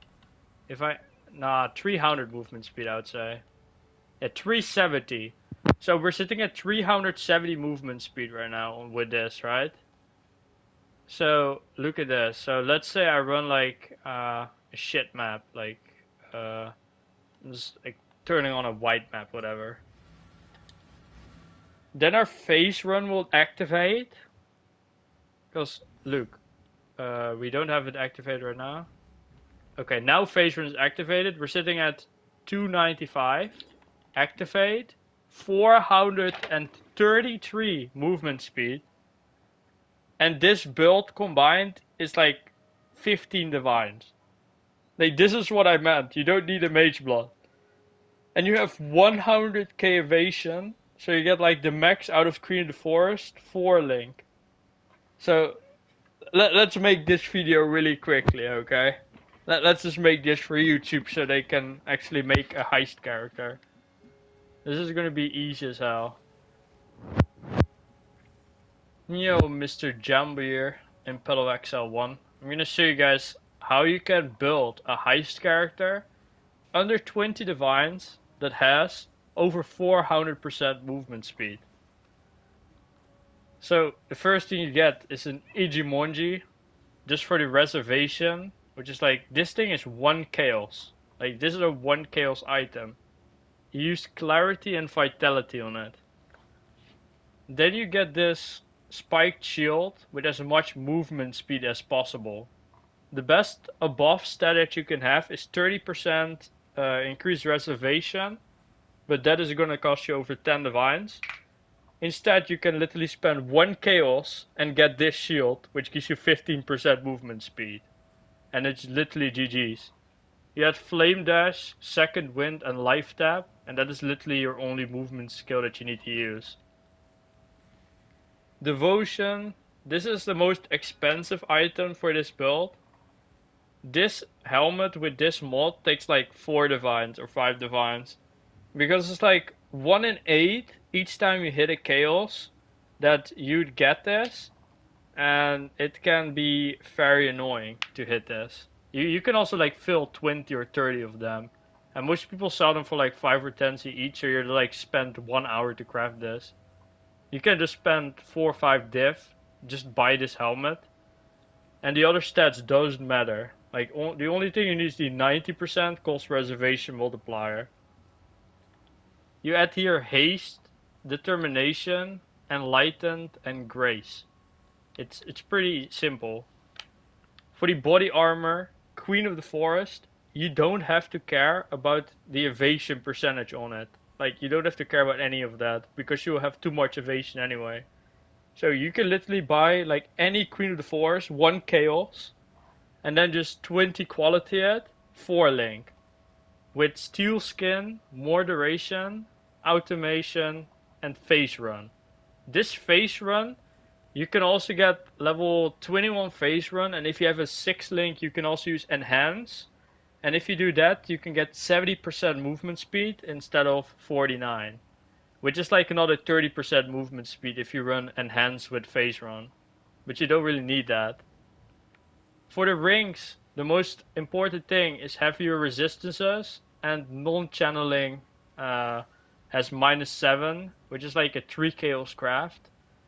You can also literally just do harvest spam life, or harvest spam like fire, cold, or lightning, or use essences to craft like that. But I mostly do like chaos, because you can then get also 2 extra rests on it, and just craft life on it or something, or the non-channeling. For the amulet, the sovereignty is like 80 chaos to craft on it, the anoint. You need like a silver for it, like 1 silver and the other 2 are free. The main thing you go for on this is like the int, all stats would be really nice, and life. And you're just like trying to max your resistances. You don't need any damage for this build. This ring is actually pretty sexy. So what I did here was I just spammed chaos on it, and then get like 2 other tier 1 or tier 2 rests, and then hope for a life. You could also, if you have like the 3 resistances, you could do suffixes cannot be changed, and then clear it out. Then do suffixes cannot be changed, reforge life. Then you can get like the life. You can get to like tier 1 life then, and then craft non-channeling. You don't really need to do that. You can also just look for like a similar kind of ring with like 3 rests and life, and then just craft the non-channeling. It will literally not cost you too much. It's like 1 divine per ring at most that you spend. For boots, like, you don't really mind too much. You just like want life on your boots. You have an evasion base, and then you just anchor it the other 5% movement speed. Suppression would be nice, but you don't need it. It's just like movement speed and life, and then some resistance. That's about it. That's all that matters. For the gloves, you practically just go for the suppression, and you're just trying to max out your suppression. If you're close to 100, you're also good enough. You need like 80 plus, and then you should be fine. You don't even need 100 suppression for that. And then what I have on the shoes is meat shield, minion speed, minion life for the summoned golem, because the summoned golem gives you like a shit ton of defense. So right here you can see that I'm on 58k evasion. If I turn this off, I lose 3000. But if you scale it up with your grace, you actually get like 10,000 evasion from your stone golem. And you also get life regen from it. And you get armor from it too. It's like you get armor, energy shield, and evasion from stone golem, so it's really nice to have. And it's really cheap to set up. And then for instance on the gloves, I'm running Void Spear. Void Spear you're practically throwing to then like make it so the monsters come towards the spear. So you're just kind of vibing with that. 1 second. Okay. Then you run Decoy Totem. Whenever you're like opening doors, you just throw a Decoy Totem away from the door. It will basically absorb all the monsters around it and makes them go to it, so you can just open doors for free. which is like pretty epic. And that is literally it for the links. And now we go to the flask really quickly. On Granite Flask, you have no choice but to take the reduced charges per use. Because if you don't have the reduced charges per use on Granite Flask, you run out of the Granite Flask in the middle of a blueprint sometimes, which is like pretty bad if you're running the Raj. This Raj is like a 1 kills item also. It gives you permanent 15% movement speed. It gives you longer flask duration, and it's literally just cracked. You can literally use this until you have a Mage Blood. It's literally free real estate. And then for the Quicksilver Flask, just more duration. For the Jade Flask, more duration. If you get armor and evasion, every other ones are like, doesn't matter. For instance, let's say you got those 27% chance to avoid being ignited. If you have the increased duration, you can also craft on this. One sec. Exile. You can craft on regen. Like if you throw in your flask, there is over here a suffix that you can get 3% more regen. That is also a pretty good note to take for your flask. To have one with regen. You don't really need it, but it's nice. For the flask, probably best in slot flask would be immunity to bleeding credit blood with like instant recovering on low life. This means that whenever you have 55 or 50% life and you use it, you instantly gain the entire flask. And because you're Pathfinder with all the notes you have, you get like 4,000 life back whenever you press this flask on half life. So it's just cracked.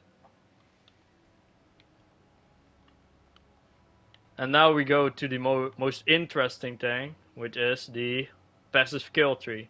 You can use, for instance, you basically need to have like 7% life nodes, like jewels, and the other stats don't matter. But if you want to be fancy, you can also go for the Transcendent Spirit Gems. Those cost like between 2 and 4 divines each. You don't need them. They give you like 8% movement speed here. Over here it gives you 24% movement speed. And over here it will give you 90% movement speed. Those 3 combined takes... It's like under 10 divines. It's like pretty cracked to have those. Like I would go for them whenever you can. That's literally free movement speed and that's free real estate. Like for instance, you can also take the 15% increased suppression to max out your suppression if you need to. And the tree basically goes like this. You're basically going up here. You take the Reservation Mastery with Charisma. You then take this slot over here. You can put in a jewel with 7% life. You move over here and then you got Evasion Mastery. And you can put only 100% evasion for body armor. So this body armor right now has 2.7k. So I would get like 5.6 plus k evasion for the body armor with this node. And then you also have Revenge the Hunted. More life, more suppression on max life. You move down here. Aspect of the Links, 5% movement speed. Then you could use over here the Transcendent Spirit. Or you put a 7% life jewel in here, which is also cracked. Because if you put the 7% life node, you don't need those dex nodes. Those dex nodes you only need once you have the Transcendent Spirit. Because look, 24%. And if I take one away, the 24 becomes 19. So I get like 5% movement speed each dex node. As long as you have the Transcendent Spirit, but you don't need it. Over here we take the 30% life.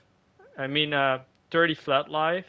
Because our body armor has life, so you cannot take the 15%. Then I went down here. And I got myself the Field Medicine. Which is basically so you always get like way more health back from your flasks. I went over here, Transcendent Spirit. You can put 7% life here and you'd be vibing. Over here, Flask Mastery. gain an additional charge back each 3 seconds, really good, and then just take the Profane.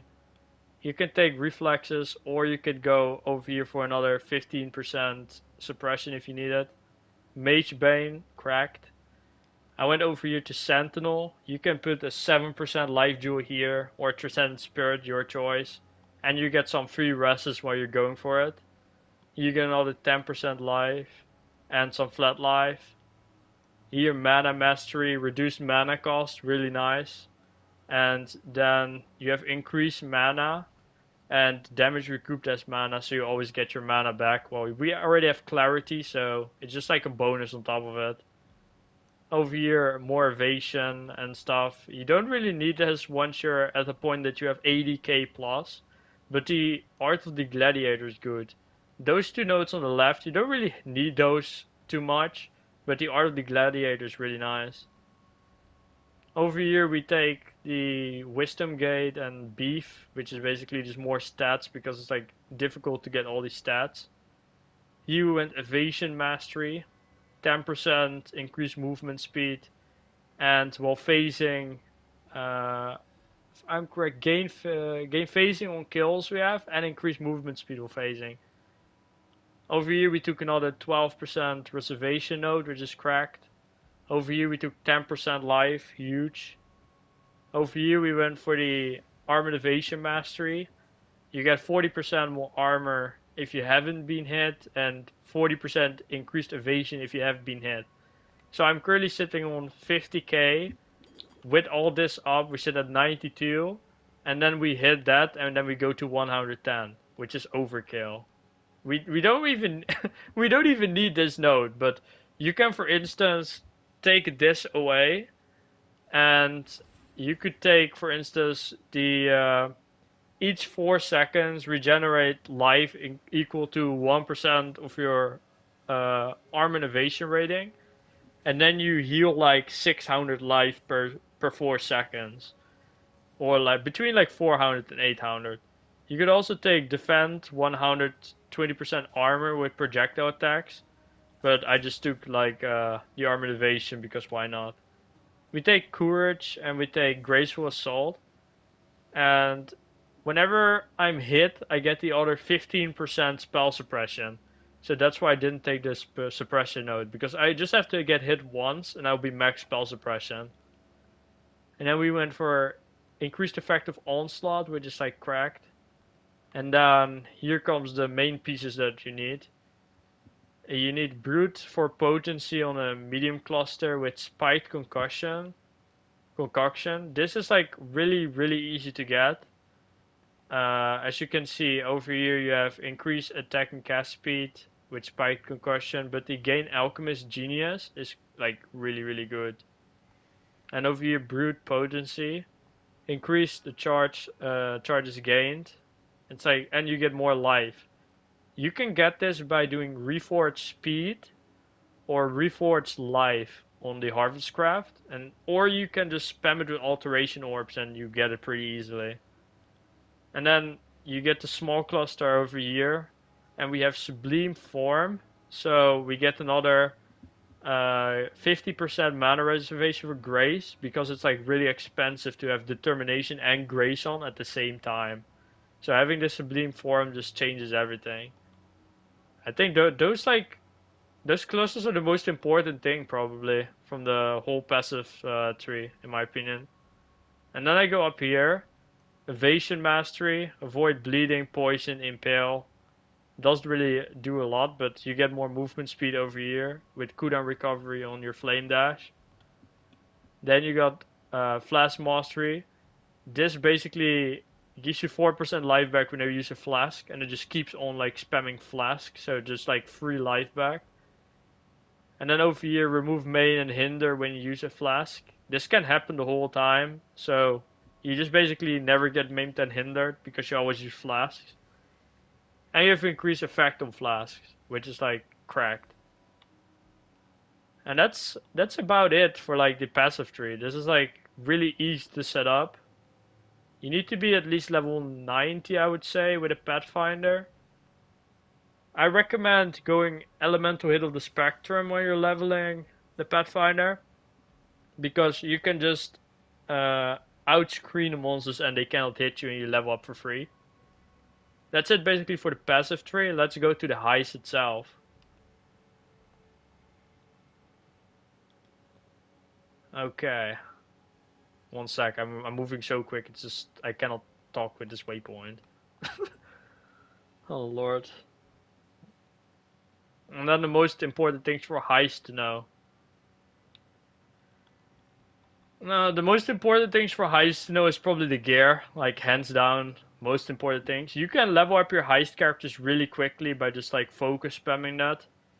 But what I recommend is look for 3 of the same things on every single build. As you can see, each of those like builds have 3 things the same. I'm gonna go over it. You got the precise arrowhead, you got the foliate brush, and you got the whisper woven cloak. You can use those 3 on every single heist character. So you never have to like look for other things, it's really easy to look at. The best thing to get on the precise arrowhead is 20% job speed. You don't like need it. You can literally run 15% increased job speed and it will be enough. But you can go up to 20, so why not, you know? The easiest way to get this is doing reforged speed and harvest. It's hands down the easiest way to get this. Because you can only get this, so yeah, literally free.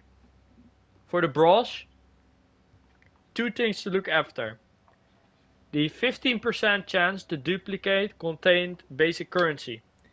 This counts for every single currency in heist, except the end reward of a blueprint. So every chest you're opening, every single chest you open has a 15% to duplicate like all the currency drops in there. So what I mean with that is like all the base currency counts as currency. All the maps count as currency. Then you go further. All the delve items like this all counts as currency on the heist. Oils count as currency. Fragments count as currency. Gems will also be duplicated by currency. Essences will be duplicated by currency. Cards will be duplicated by currency. Ultimatum catalyst will also be duplicated by that currency. Delirium also. So that is why having that like currency on the volatile brush is probably like the best thing you can go for. Get at least 10% of the currency dupe, and then you should go for above 10% job speed together with it. I recommend reforge harvest speed until you have like a 10% duplicate contained currency. You can go until 20% job speed here, and then you go to the whisper woven cloak. The whisper woven cloak has something interesting on it. For instance, you can get 15% movement speed while the area is not on lockdown. You can stack this by 3 times. So whenever you're doing a blueprint, you mostly have 3 or 4 of those mercenaries from heist with you. And each of those woven cloaks that each of them use stack together. It's the same thing with all the job speed, that is global. So each time you have more than 1 mercenary in your blueprint, when you're doing a blueprint, all of that will stack together. And this is like crazy with the movement speed. You're practically boosting your movement speed up with like almost 100%, having like your entire like deck full with this. But the most important thing obviously is the job speed. There's also a really rare one you can have on the woven cloak. There is a mod, if I'm correct, that makes it so if you have an end reward in a blueprint, whenever you're opening an end reward, there's a 5% chance that you can open another one. But that is so rare. That's like probably 1 in 1500 rerolls, and it's just like totally not worth going for in my opinion. So you can literally just forget it and just put on 20% job speed with increased movement speed. And then we go over all the main gears right now. So let's start out with Karst.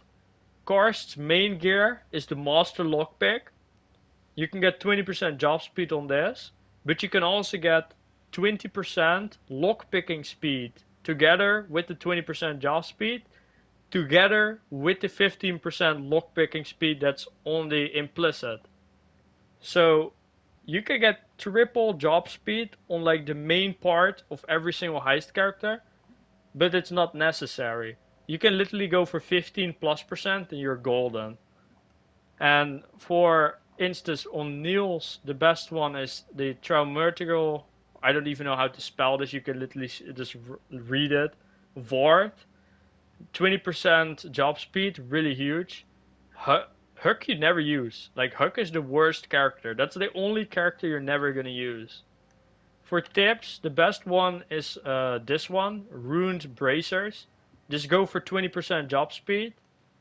Then we go for the net. The best thing on the net is the Thaumaturgical Sensing Charm.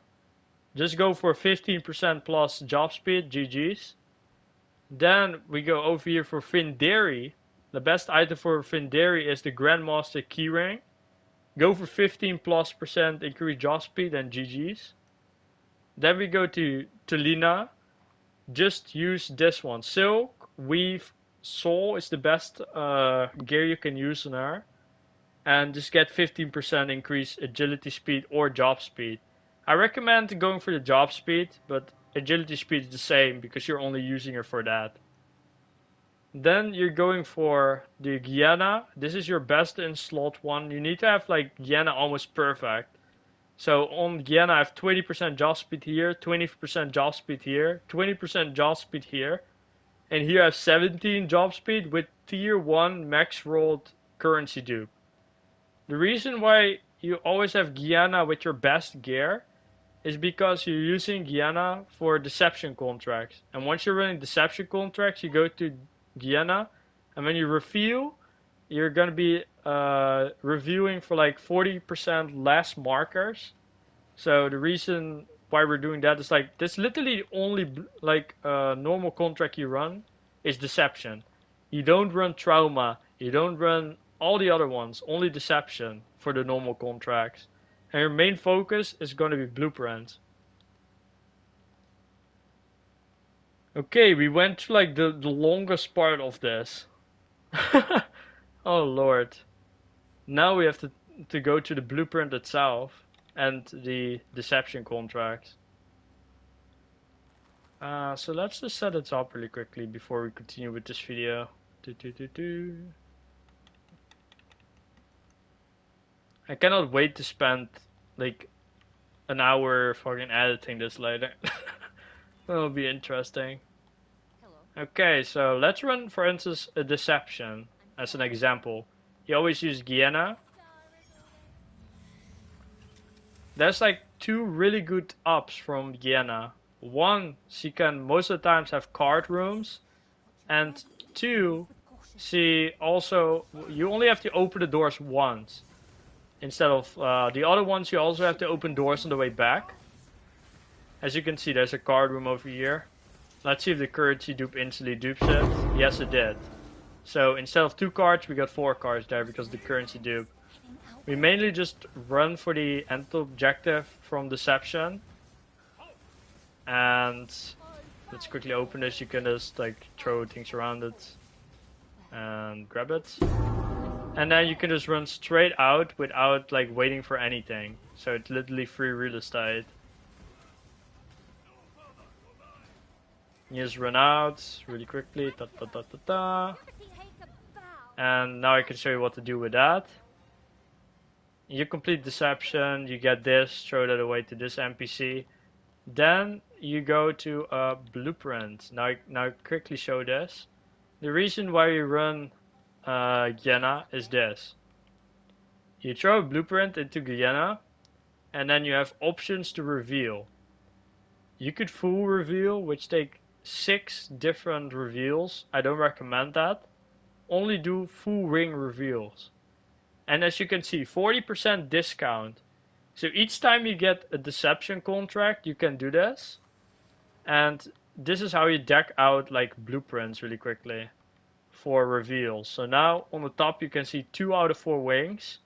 And you can just max that out. Also, something really smart to notice for blueprints, you could literally just scour it and run a white blueprints. The reason why we're running white blueprints, all the modifiers that you get on a blueprint only goes to the monsters, and it does not affect the chests, and it also does not affect the end reward. So there's no point in running modifiers, because your goal in Heist is just to open chests and get the end objective.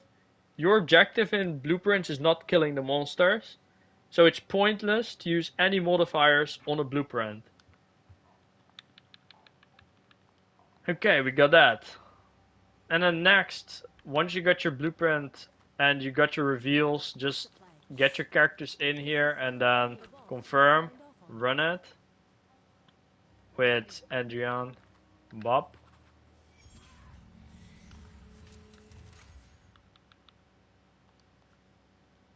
Okay, now is gonna be the biggest pain. Now I have to go over every single room, guys. Oh lord. I'm gonna go over the trash rooms and the good rooms. We start out with this weapon chest on the left side here. Those are the worst chests you can open, and never open those doors in your entire life because you can get nothing from that. Just forget that exists. Then you see the essence doors. Always open the essence doors because you can get normal essences, but you can also get ascent scarabs. You can get calcification scarabs. The ascent scarabs will mostly sell between like 5 to 15 chaos. But the craziest is this. Look at this. Bomb. It's just streamer luck, man. It is what it is. Calcification on PC sells for like 40 chaos. On console it sells for like 80 chaos. And the Essence normal scarab can sell between 1 to 5 chaos each. So this is why I mostly open the Essence doors. Because they're pretty chill. Okay, that was literally free real estate content right there. I literally got Calcification Scarab. The first one I opened. Of course. And now, of course, the most important thing of a heist is the end loot. So, having like knowledge of various end loot that you can get from a blueprint is really nice. But they added a new mechanic, which you can just go into options. Well, you go to chat, and it freezes your whole game. And now you can just read what's on there and just look at it on the trade website. And this is how you can quickly price check it without getting like killed from monsters or anything while you're standing here. So if it's your first time running this, I recommend just going over some of the items and get like a general idea of what to pick. Like, if I see all of those items here, for instance, I know that this trinket is trash. I know that this thorn sells for 1 KL, so I would never pick it. This advancing fort will sell for 1 KL, so I'd never pick it. This blood thorn sells for 1 KL. I would never pick it, because it's like 2 of the same. And then you see over here a Paradoxica. This Paradoxica will sell for about 50 to 80 KLs on console. So I would take this with me. And then I'll just run to the end with it. You can throw your decoy totems around. Sometimes you have to open traps. What you can also do to not get hit is like run like this sideways up and down. And you barely get hit then. If you're like doing some of those really difficult ones. Because sometimes you're running out with like a 1+ divine item and you don't want to get hit, you don't want to die, and you just want to be like 100% sure to complete it, you know what I mean?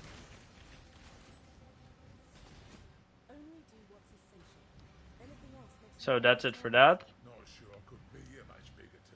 1 second, let's quickly do something.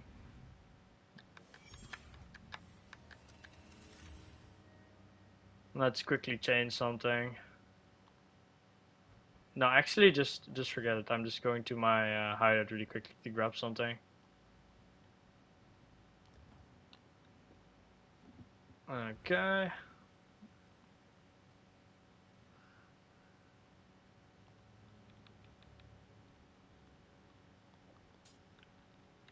So what I had to do was this. I forgot to do this.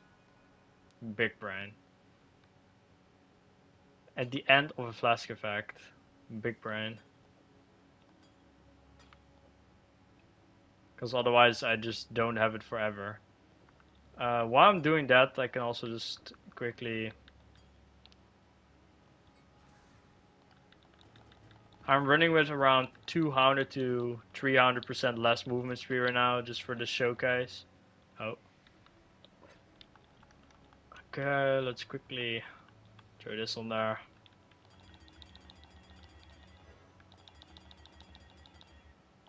Okay, better. Now it's permanently up. Cool. Okay. Oh, I just forgot the ascendancy. Oh yeah. Well, let's just quickly go over the ascendancy and then just make a clip of it and then just paste it next to the passive tree. So next up is the ascendancy. You go for Pathfinder, which comes from Ranger. And you basically take Nature's Adrenaline, you take Nature's Boon, Master Alchemist makes it 50% chance that when you use a flask, it does not consume the charge. So it just keeps on going because you have on your flasks reused at the end of this flask effect. And you're increasing the effect by as much as possible. So then you get it longer, plus you basically get infinite charges then practically. So it's like having a mage blood without a mage blood. Big brain. Then you go for increased duration here. You go for this node over here. Flask applied to you 5% additional effect. And that is practically all you need. If you're running mage blood, you can remove Master Alchemist. And then you can go for flask effect. And that gives you 5% more flask effect, which is pretty nice. Okay, good, that's saved. Okay. And we have to go over all the chests, by the way. So we have to like find every single of the chests to talk about. So next over here we have the fossil chests. Those are like cracked because you can also get dense fossils out of it. You can get deft, metallic, everything you can get kind of out of it.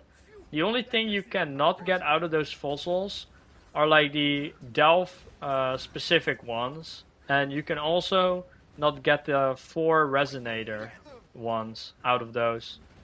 But those are like hands down one of the best you can open together with currency. So always open those fossil chests because they're just crack. Okay, good, that's saved. Okay, this is Blight chest now. Okay. You got over here a Blight room. I would personally never open this. If you see Blight rooms like this, just forget they exist. Like, they're dog shit. You can get Blight maps out of it, but you cannot like get golden oil or anything out of that. So it's because of that, it's like pretty ass in my opinion.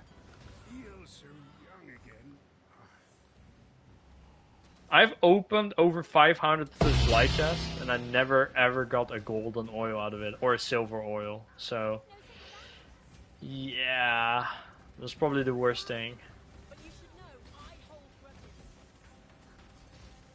Okay, let's try to find more chests to talk about.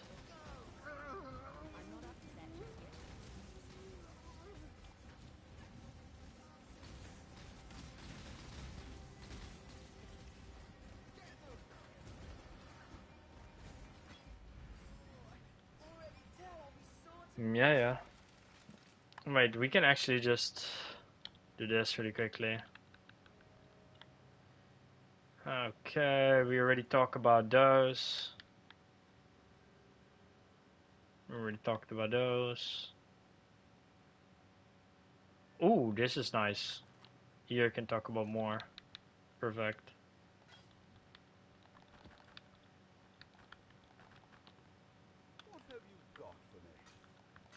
Okay. Let's quickly reveal this. I knew everyone. It is hereby ordered. Perfect.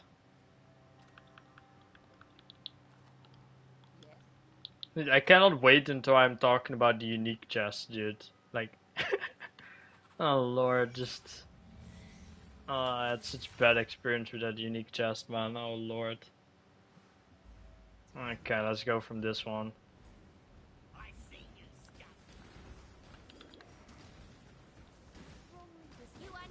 Over here you got the currency room. The currency room is also one of the best ones. You can also get divine orbs out of them. And if you have the dupe on your amulet, you can also duplicate the divine orbs you get out of it.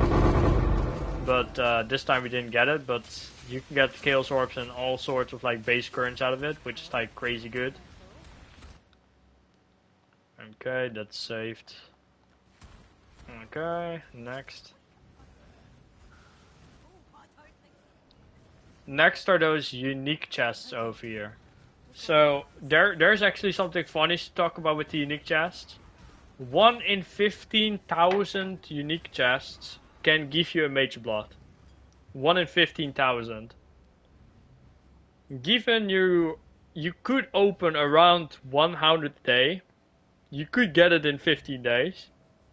But the chance of you getting that is so low that it's just not gonna happen. Like, it's just never gonna happen. You're never gonna open one of those unique chests and get something worth more than a divine. The chance of you getting something worth more than a divine out of this thing, it's just impossible. Look, it's so bad it doesn't even appear. Like, it's 1 chaos here, and here you get a Dunes map, which is also 1 chaos. And every time you open this, you practically get 1 chaos worth of uniques. So never open a unique chest. Okay, nice. And that's about it for the unique chest. Not too challenging. I'm not gonna talk about the traps in Heist because I just want people to die from it the first time. It sounds evil, but they have to go through it, man. Like, always. It cannot be happening that they're not dying to a trap at least once in their life, you know what I mean?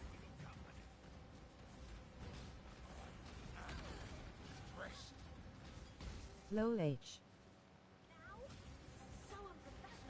They have to learn the hard way that they have to open every single, like, of the traps, and they can run past a couple of them. But it's like the learning curve of Heist.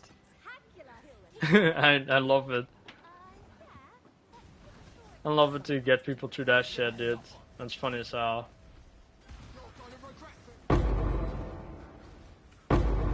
Okay.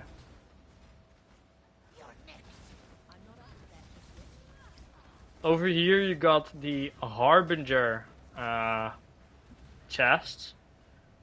1 in 250 Harbinger chest could get you a Fracturing Orb. But most of the times you're not even opening this because there's other rooms with better rewards.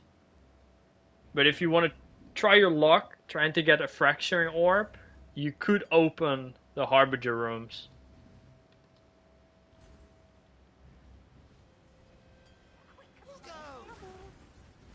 Next is the Ultimatum rooms.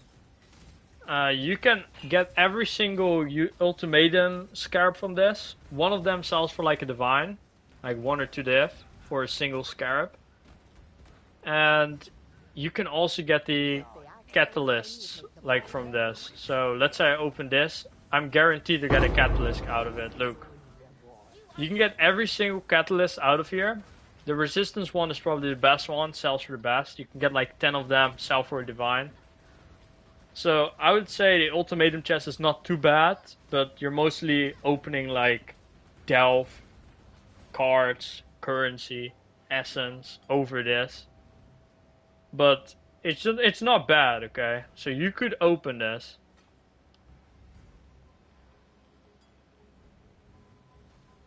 Okay. Now the next one. Let's just quickly get all the monsters to that. Over here we got the delirium chests.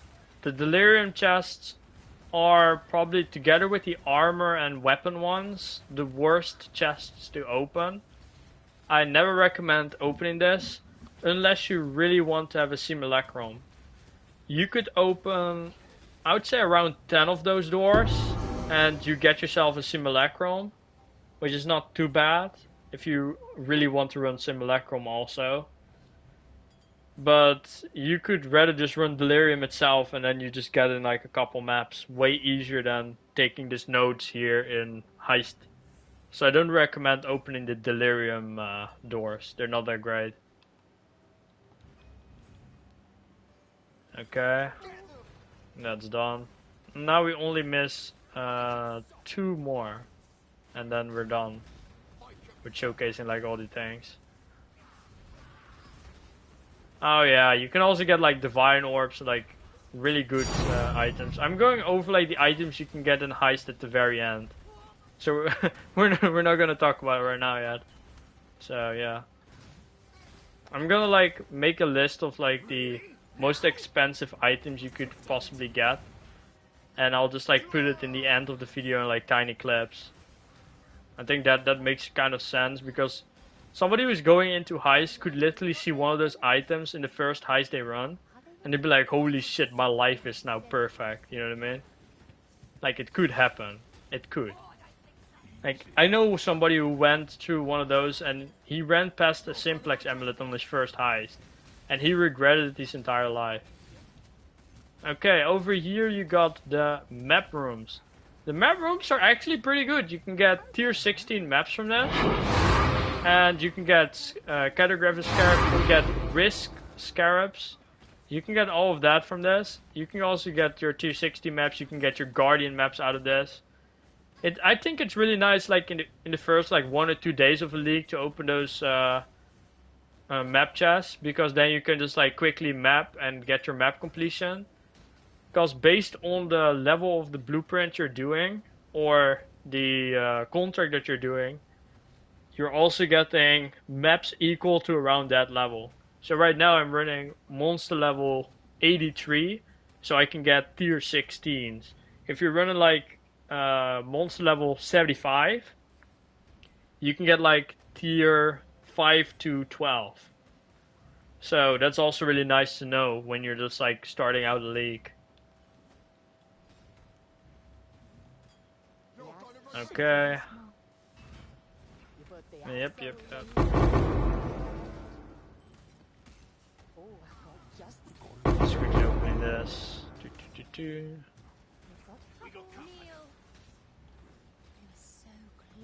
Let's see what's in here. Kinda ass. Yeah, we went over kind of like every single door now, so let's talk about like the rewards next.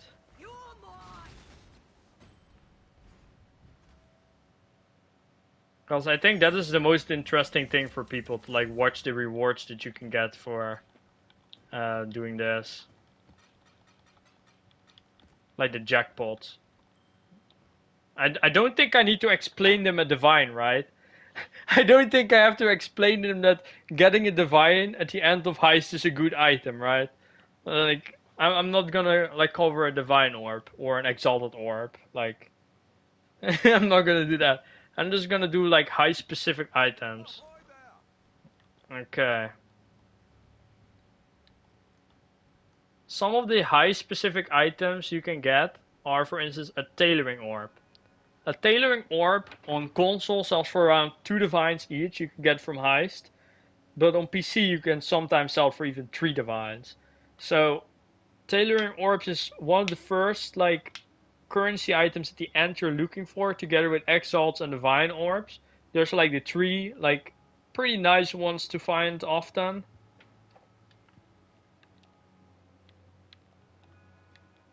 Okay, and next is temp.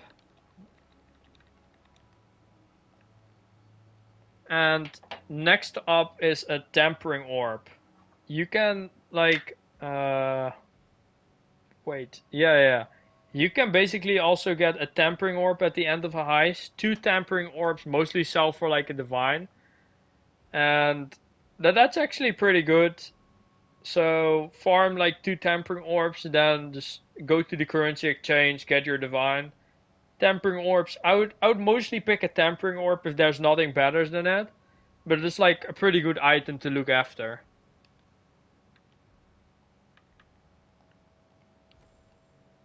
Okay, let's go to like some more interesting things. One sec.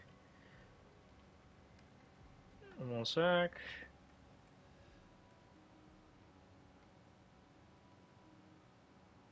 Where was it? Okay.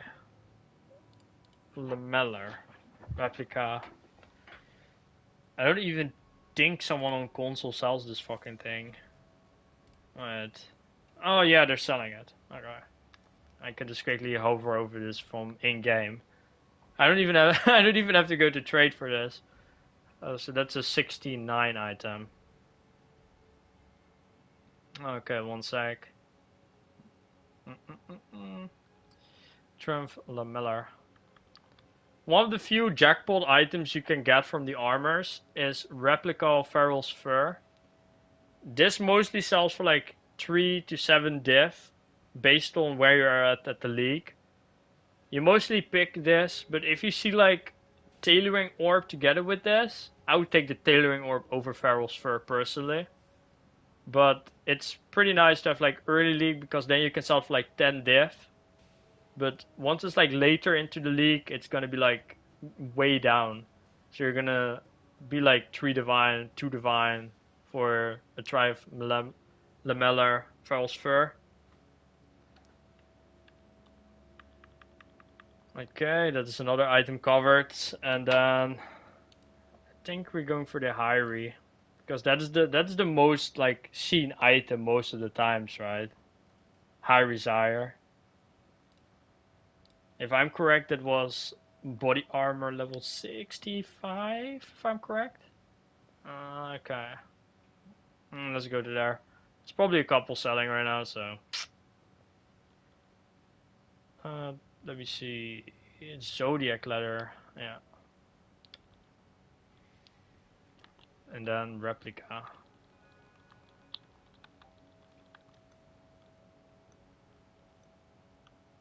Okay, one of the other kind of like jackpot items from body armors you can get is, for instance, Replica Harvest Ire. Early league, this can sell up to like 15 divines, and later down the league, it will sell for like between 3 and 7 divines. If you make it 6 link and then sell, you can get like 8 to 10 divines, even pretty late into the league. And there's many like builds using this, so it's always nice to see one High Desire drop from Heist. Okay, then we got that saved. Okay, one sec.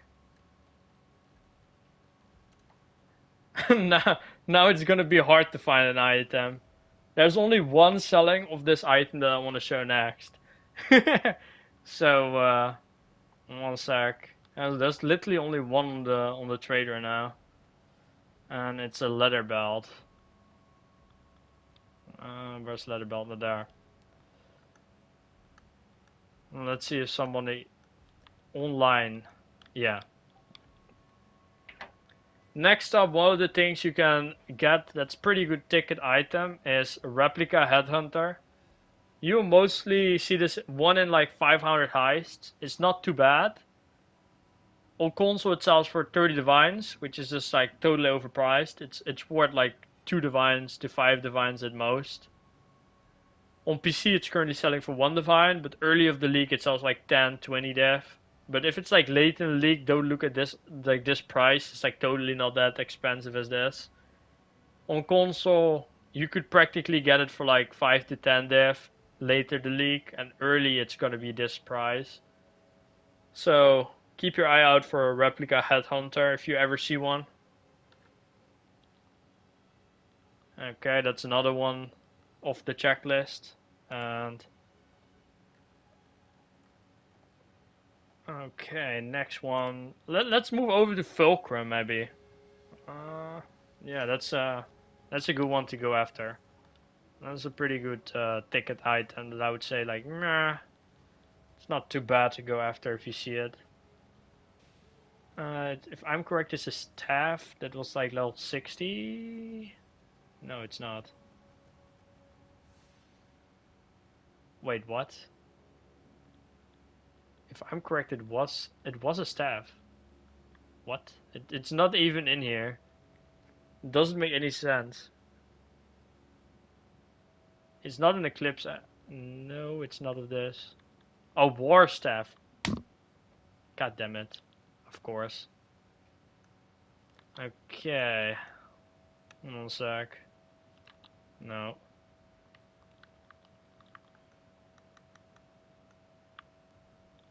Okay, the next ticket item you should look out for in Heist is the Fulcrum.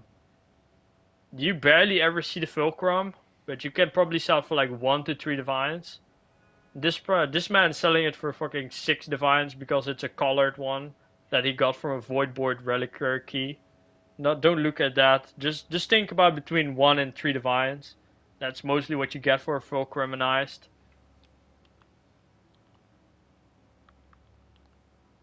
Okay, next is Replica Albron's Warpath would be good. Well, let's talk about that. What level boots were that again? 49. Soldier boots. And then Replica. Okay, the next item we're looking for is Replica Albron's Warpath. This is also one of the ticket items in Heist. This sells for between 10 to 20 div most of the times. On PC it's currently selling for 9 div, but you could probably get like 10 plus div out of this, 11 div. And on console you could sell this for like 15 div and probably get away with it. So that is one of the other ticket items you should keep an eye out for if you're in Heist. Okay, got that saved. Next we're going for rings. So, ooh.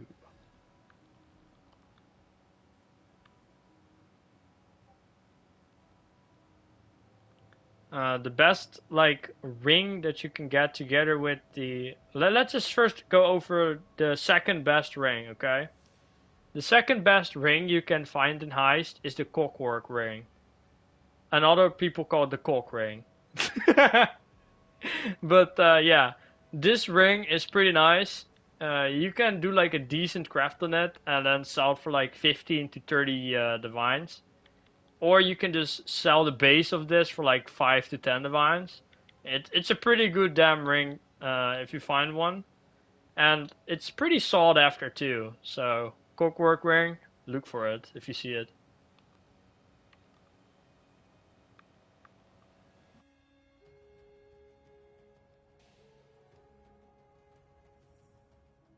And let's go over some other ones. Now we go for the best ring, obviously. And the helical ring. Okay, now we go for the helical ring, which is the best ring you can find in Heist.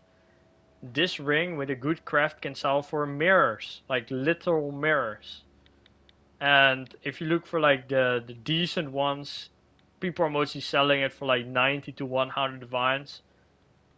You can literally drop one of those and make 100 divines like almost instantly. You can just sell the ring normal for 100 div. You could split it also. And on PC it's 120 divines right now for a normal helical ring without split. And split at 60 divines on PC right now. On console, if you have it split, it's probably like 50 div, 40 div. And on like a fully one, it's like 80 to 100 div right now. So, helical ring, if you ever find one, you hit a fucking jackpot. Okay, next. Let's go over the next fucking ticket item. We always go for focused amulet. The second best amulet you can find, a focused amulet. The focus amulet sells for like 100 to 150 divines if you don't split it. If you split it, it's like 60 to 70 divines. It's the same for PC. It's pretty damn fucking expensive. You can get some insane crafts on this. You can get, for instance, a +8 amulet on focus, which is just like cracked, but you can get some insane stats on it. Most people just like craft whatever they need the most. For instance, look at this. This is almost perfect, okay? So you could get a triple hit. You could, for instance, get 4 all skills, you could get 4 all lightning, and you can get 4 frenzy charges. This man hit the low pole, he hit a double minus, which is just kind of trash. But if you hit the 3 times +4, you're looking at 2 mirrors. So this man sadly failed, but some people succeed and they get mirrors.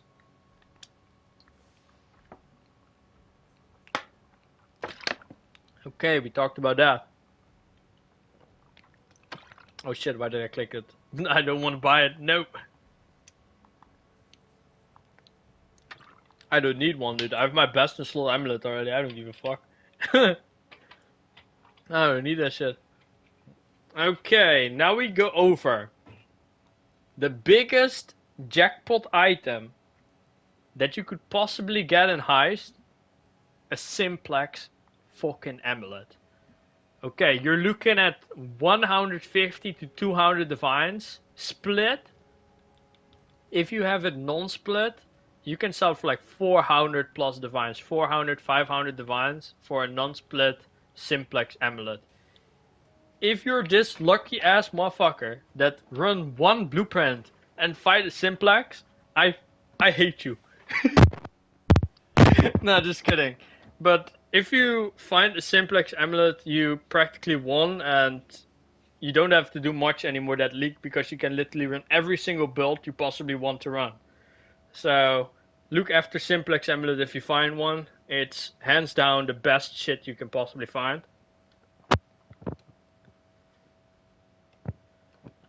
I'm just like thinking, what is like something that's equal to a simplex amulet what you could get from a heist? You could open one of the fractured doors in heist if you do normal contracts or blueprints. You see a ring icon. If you open those chests, there is always guaranteed a fractured item in there, and there's 50% chance to be an synthesized item in there. You could get +1 frenzy charges implic on one of those synthesized rings that you can get from a heist. And those rings, there's only 2 places in the whole game where you can find them. One is ritual and one is heist. Those rings you could sell for like 300 divines, but the chance of finding one is so minuscule that you probably play the game and never find one. So I just wanted to like add that to it.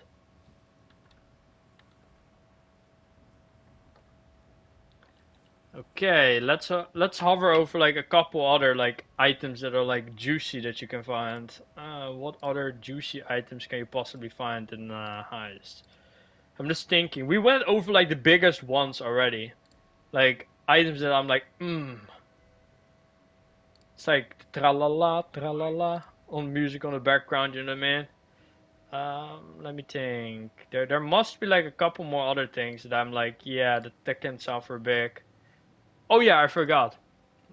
Once you're opening, for instance, the jam rooms in heist, you can also get enlighten. Well, we go over this in a bit. I think I forgot that one, so we're gonna add that in the end probably. So let's just move over some other items really quickly. Let me think. I'm just like thinking of an item right now. Because I remember that in my previous like stream I had an item that sold for like pretty crazy money. One sec. It was not Farrell's fur.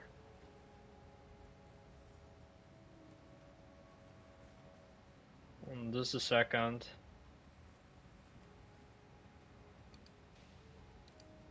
It was not the flat diff.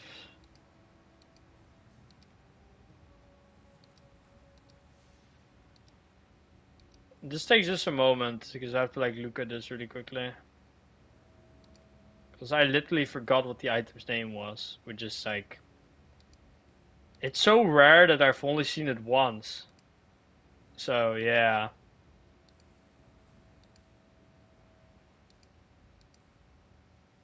Because in the grind, for instance, we found like some crazy stuff.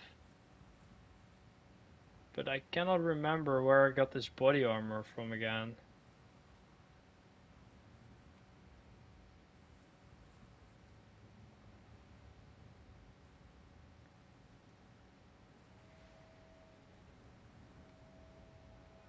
Guess it's just gone, man. I just don't have it anymore. I forgot. It was like a body armor with 6 abyssal sockets. Wait, I can just type in abyssal sockets. Abyssal socket 6, and then it would automatically find the item for me. Got it. Big brain. Freaking big brain that I remember that. It's a level 71 armor. This is like one of the rarest like things you could possibly find in Heist.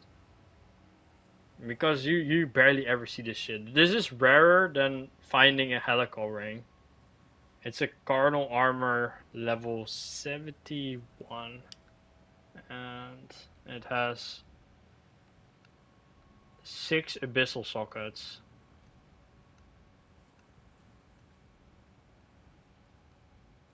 Yes. This is what I'm looking at.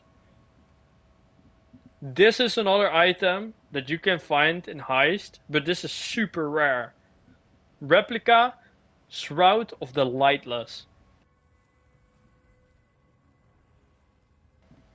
This is as rare as a helical ring. You barely ever see one with the 6 abyssal sockets. You can get like 10 to 30 diff out of this. I think the 35 is like kind of overpriced, not gonna lie. But you can get like 10, 20, sometimes even 30 divines from Replica Shroud of the Lightless. Like, there's not many people that know this body armor, okay? There's like a couple. Because you barely ever see this. So, yeah. Okay, we moved over that. I think we covered like all the major items, right? We covered all the big jackpot items that you can get out of it. We covered the Replica Oberon. We covered Fulcrum. What else should we cover still? That's like worth covering from Heist. Oh, one sec.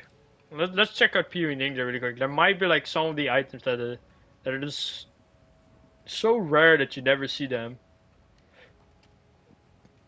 But even the ones that I already told, they're pretty damn rare. Replica.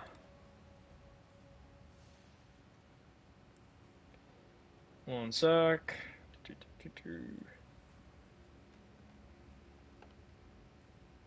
Okay.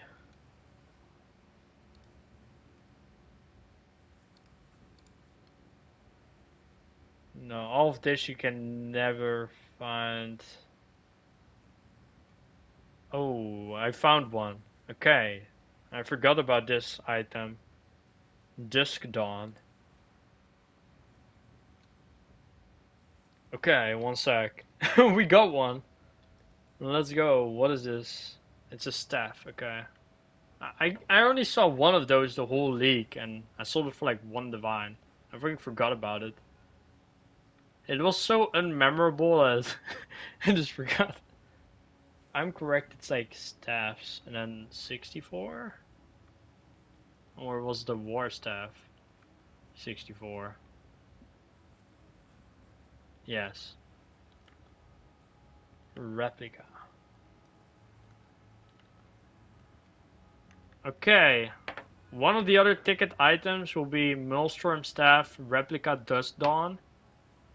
You don't see this that often. It's like 1 or 2 divine. Pretty good ticket item if you ever see one, and there's no other good reward.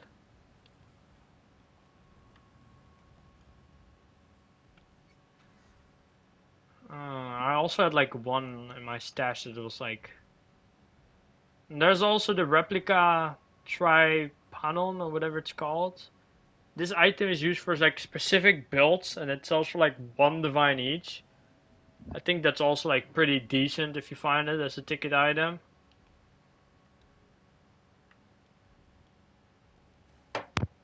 Let's see if there's like anything else we're missing. And this is I'm just like covering all the one. What else?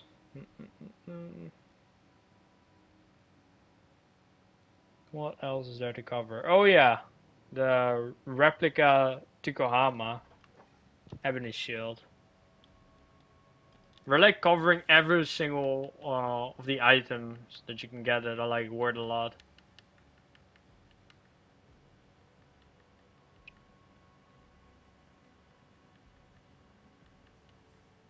Oh yeah, I forgot. It's Expedition Ant is not really worth a lot, and the Covenant is pretty good. Replica Tukohama we should go for first before going for the other ones. If I'm correct, it was a level 61 shield. If I'm correct. Don't know for sure. Let's see quickly. Ebony Tower Shield Tukohama. This is another ticket item. Replica Tukohama Fortress. Sells like 2 or 3 divines. On PC it's selling for 2.8 right now or something. This is a pretty good ticket item whenever you see it. 2 divines, easy. This is nice to know.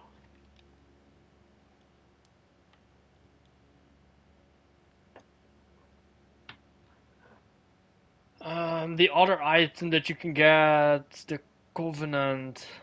Covenant, yes. Covenant was a body arm level 49. 49.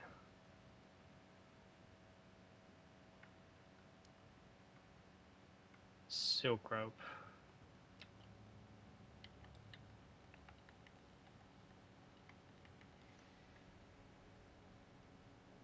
Another item you can get in Heist, the Covenant. It's an easy 1 divine ticket item, 1-2 diff. Sells pretty nice. It's 2.3 diff on PC right now, it's 1 diff on console. If you find it, it's good currency. Minion builds uses mostly that are running like Chaos build. Right now, Lightning is kind of meta, so there's less people running it. So it's a lot less expensive than it was before. But it's a good item to look after. 1 divine, 2, 3 divine. 6 link selling on PC right now for 2.3, so pretty good ticket item.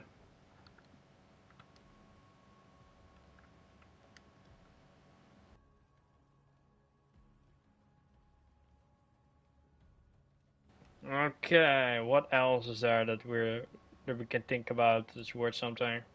Oh yeah, the Replica Brotherhood. I forgot almost about it. One sec.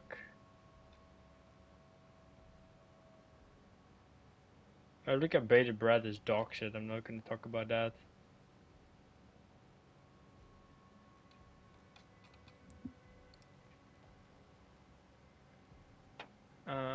Yes, Replica Badge Brotherhood. So let's hover over that really quickly. We're just going over like all the heist ticket items that are worth stuff, so people can like look at it later. Another good ticket item is Badge of the Brotherhood, but there's also like a replica version of it. So one sec.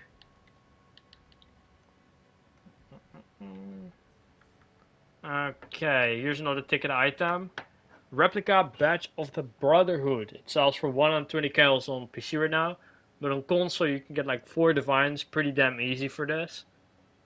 It's used for, currently they're using this for mercenaries to get fortification and endurance, so very interesting to know that it's pretty popular right now on console. If your console, 4 divines each, easy ticket item.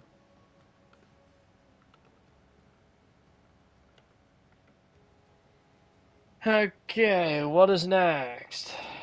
A Nick Flask. I don't really think you can get like crazy flasks or anything from no, you Roomy Flask, no, that's not what we're talking about. Jewels.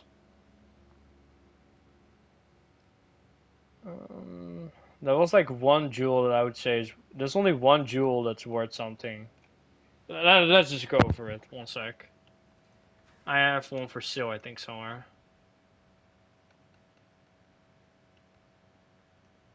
If I can find it, it is.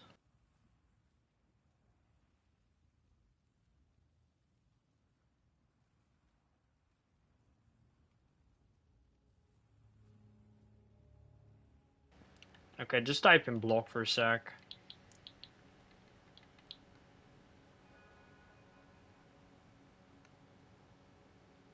There's no way that they're all sold already, right? You must be fucking kidding me.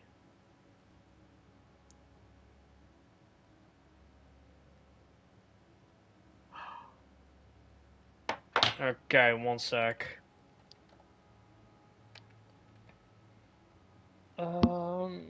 What was the name of this shit again?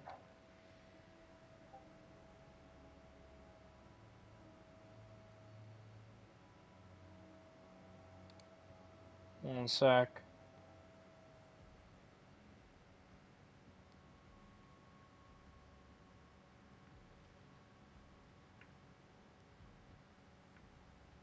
This is actually more difficult. Oh yeah, Reckless Defense. Cobalt Jewel. Okay. Almost forgot it, dude. Cobalt.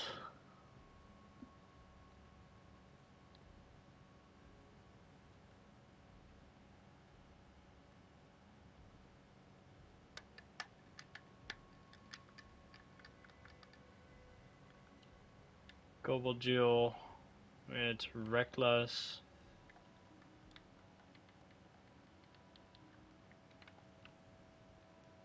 Okay, and then there's this other jewel that you can get. That's also a ticket item from Heist. There's, for instance, a replica Reckless Defense. There's like a Reckless Defense you can get in Heist that sells for 6 to 10 divines if you have it 6-6, which is max rolled. If you roll like the normal version of the Reckless Defense from Heist, then it's like 50-ish chaos. So it's like not a bad item if you find like a max roll version, which is a 6-6. So I just wanted to say free divines if you ever see one.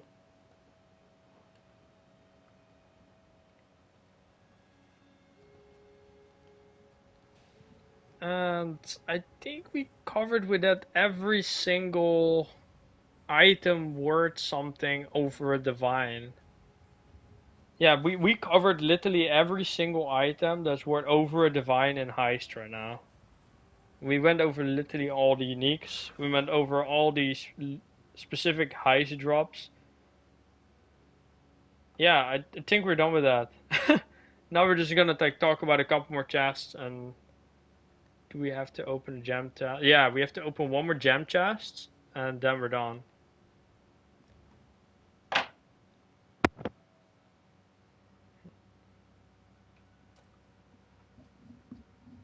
I'm also gonna do a different intro probably in a second, and then clip it, and then just make that the start of a video probably.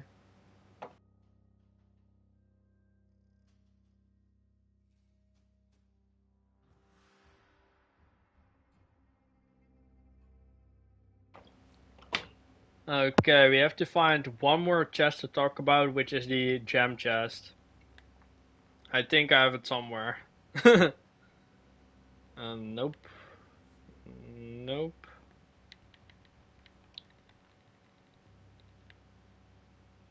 Nope. I just have to do a review on the gem chest. 1 sec. Because that's the last chest we still have to talk about.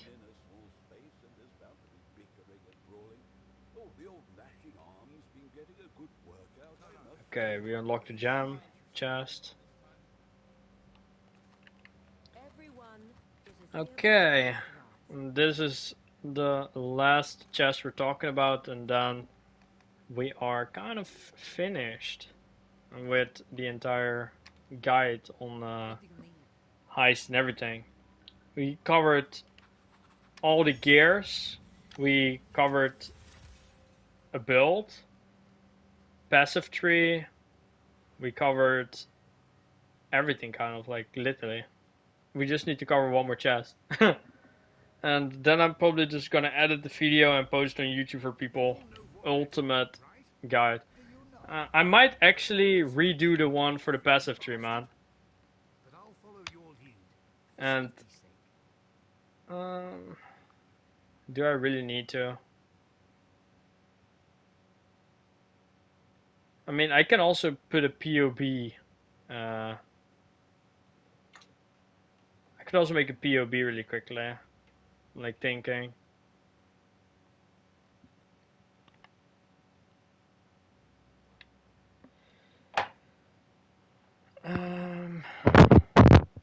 One second. I'm just going full in with this shit. I think I'm just gonna upload the POB for this shit. 1 sec.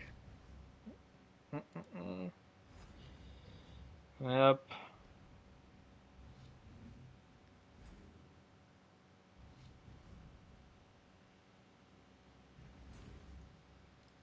One second. Heist.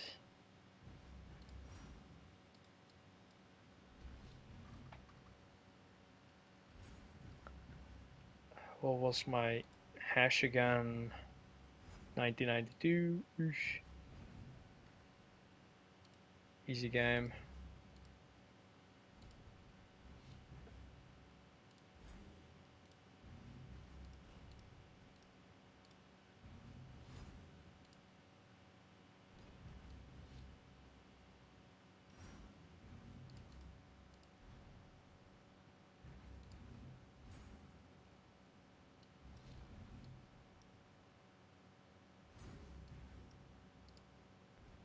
One sec.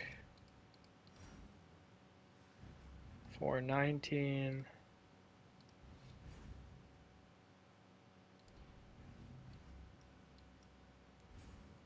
And then save.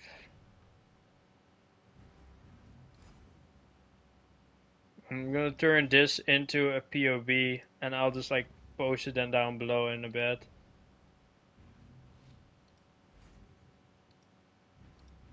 Generate POB.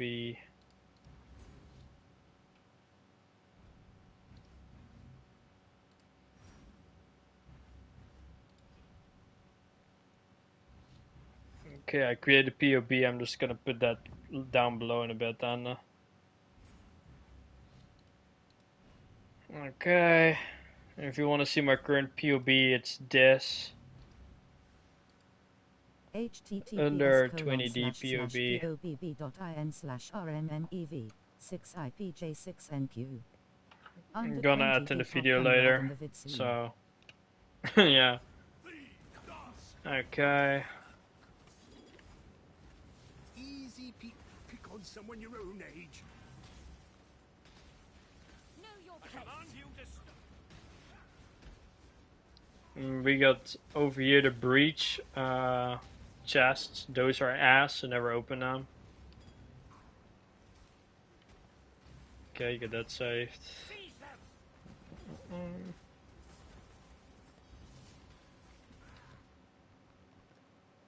Okay, I have to do this.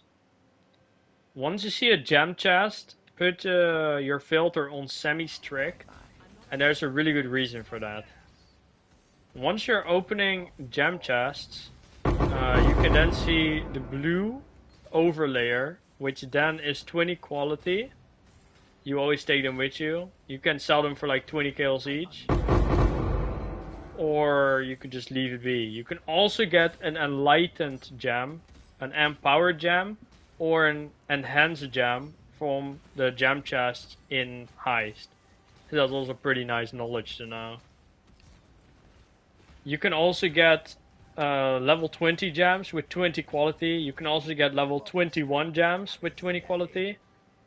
The only thing you cannot get are the level 21 corrupted gems. You cannot get that in Heist. Okay. And then we have over here. Those are the fragment chests. I don't really... Was it Abyssal? Let me just open it really quickly. Oh yeah, those are the Abyssal chests. Those are like kinda ass too. I don't really recommend to open the Abyssal chest. Unless you really need some murderous eye jewels and ghastly eye jewels. You can also get the belt from this, so... It's not too bad if you just quickly need those things really quickly. But in a general sense, you're never gonna open this because you're never gonna sell those, so yeah. Okay, got that covered. I think we covered everything now. I think we're done. I mean, we can do a better intro probably for the video. And then I think we're just vibing. I think I'm just gonna edit it then and post to YouTube. Not like this! Not like this! Ready yourselves! Okay. I'm gonna make it with timestamps. I'm gonna make it with POBs. I'm gonna add like an end game POB and also like one with mage blood and one without. Like one that's 20 kills and one that's a mirror. So that will be interesting for people who want to like min-max Heist. Okay. Okay, that's sold. I'm just quickly doing an intro for the YouTube, okay? Yo, Mr. Jammer Padovexel 1. I'm making a heist video here with every single information you would possibly need to run heist. We're going over our heist builds. You can also see in the description POBs for the under 20 divine one and for one that's over a mirror. So just go wherever you want with that. It's like totally cracked. The under 20 divine one has over 400% movement speed, which is sexy if you want to run heist. It's also pretty damn defensive. You can run everything with it, so that's a GG's. Okay, that's a part of it. We're doing also timestamps in this video, so you could just like go to wherever you want. We start out with the build. And after the build, we're going over all the heist gears. After the heist gears, we're going after every single one of the chests in heist. We're going over like tips and tricks. We're going over like everything you possibly want to know. And at the very end, we're going over every single ticket item or items that are worth a lot in heist right now. So that is what we're currently doing, and I hope you like watching this video, and let's go. Okay, got that clipped. And, well guys, I'm gonna take a break quickly and edit this. Well, taking a break for me is editing it, so... Thanks for following the stream and watching me make this, and see you guys in a bit after I'm done with the video. Look at this man. He is running Mage Blood. He's literally running the build that I run practically almost. Well, movement speed at least. Not with the build itself. But yeah, be right back.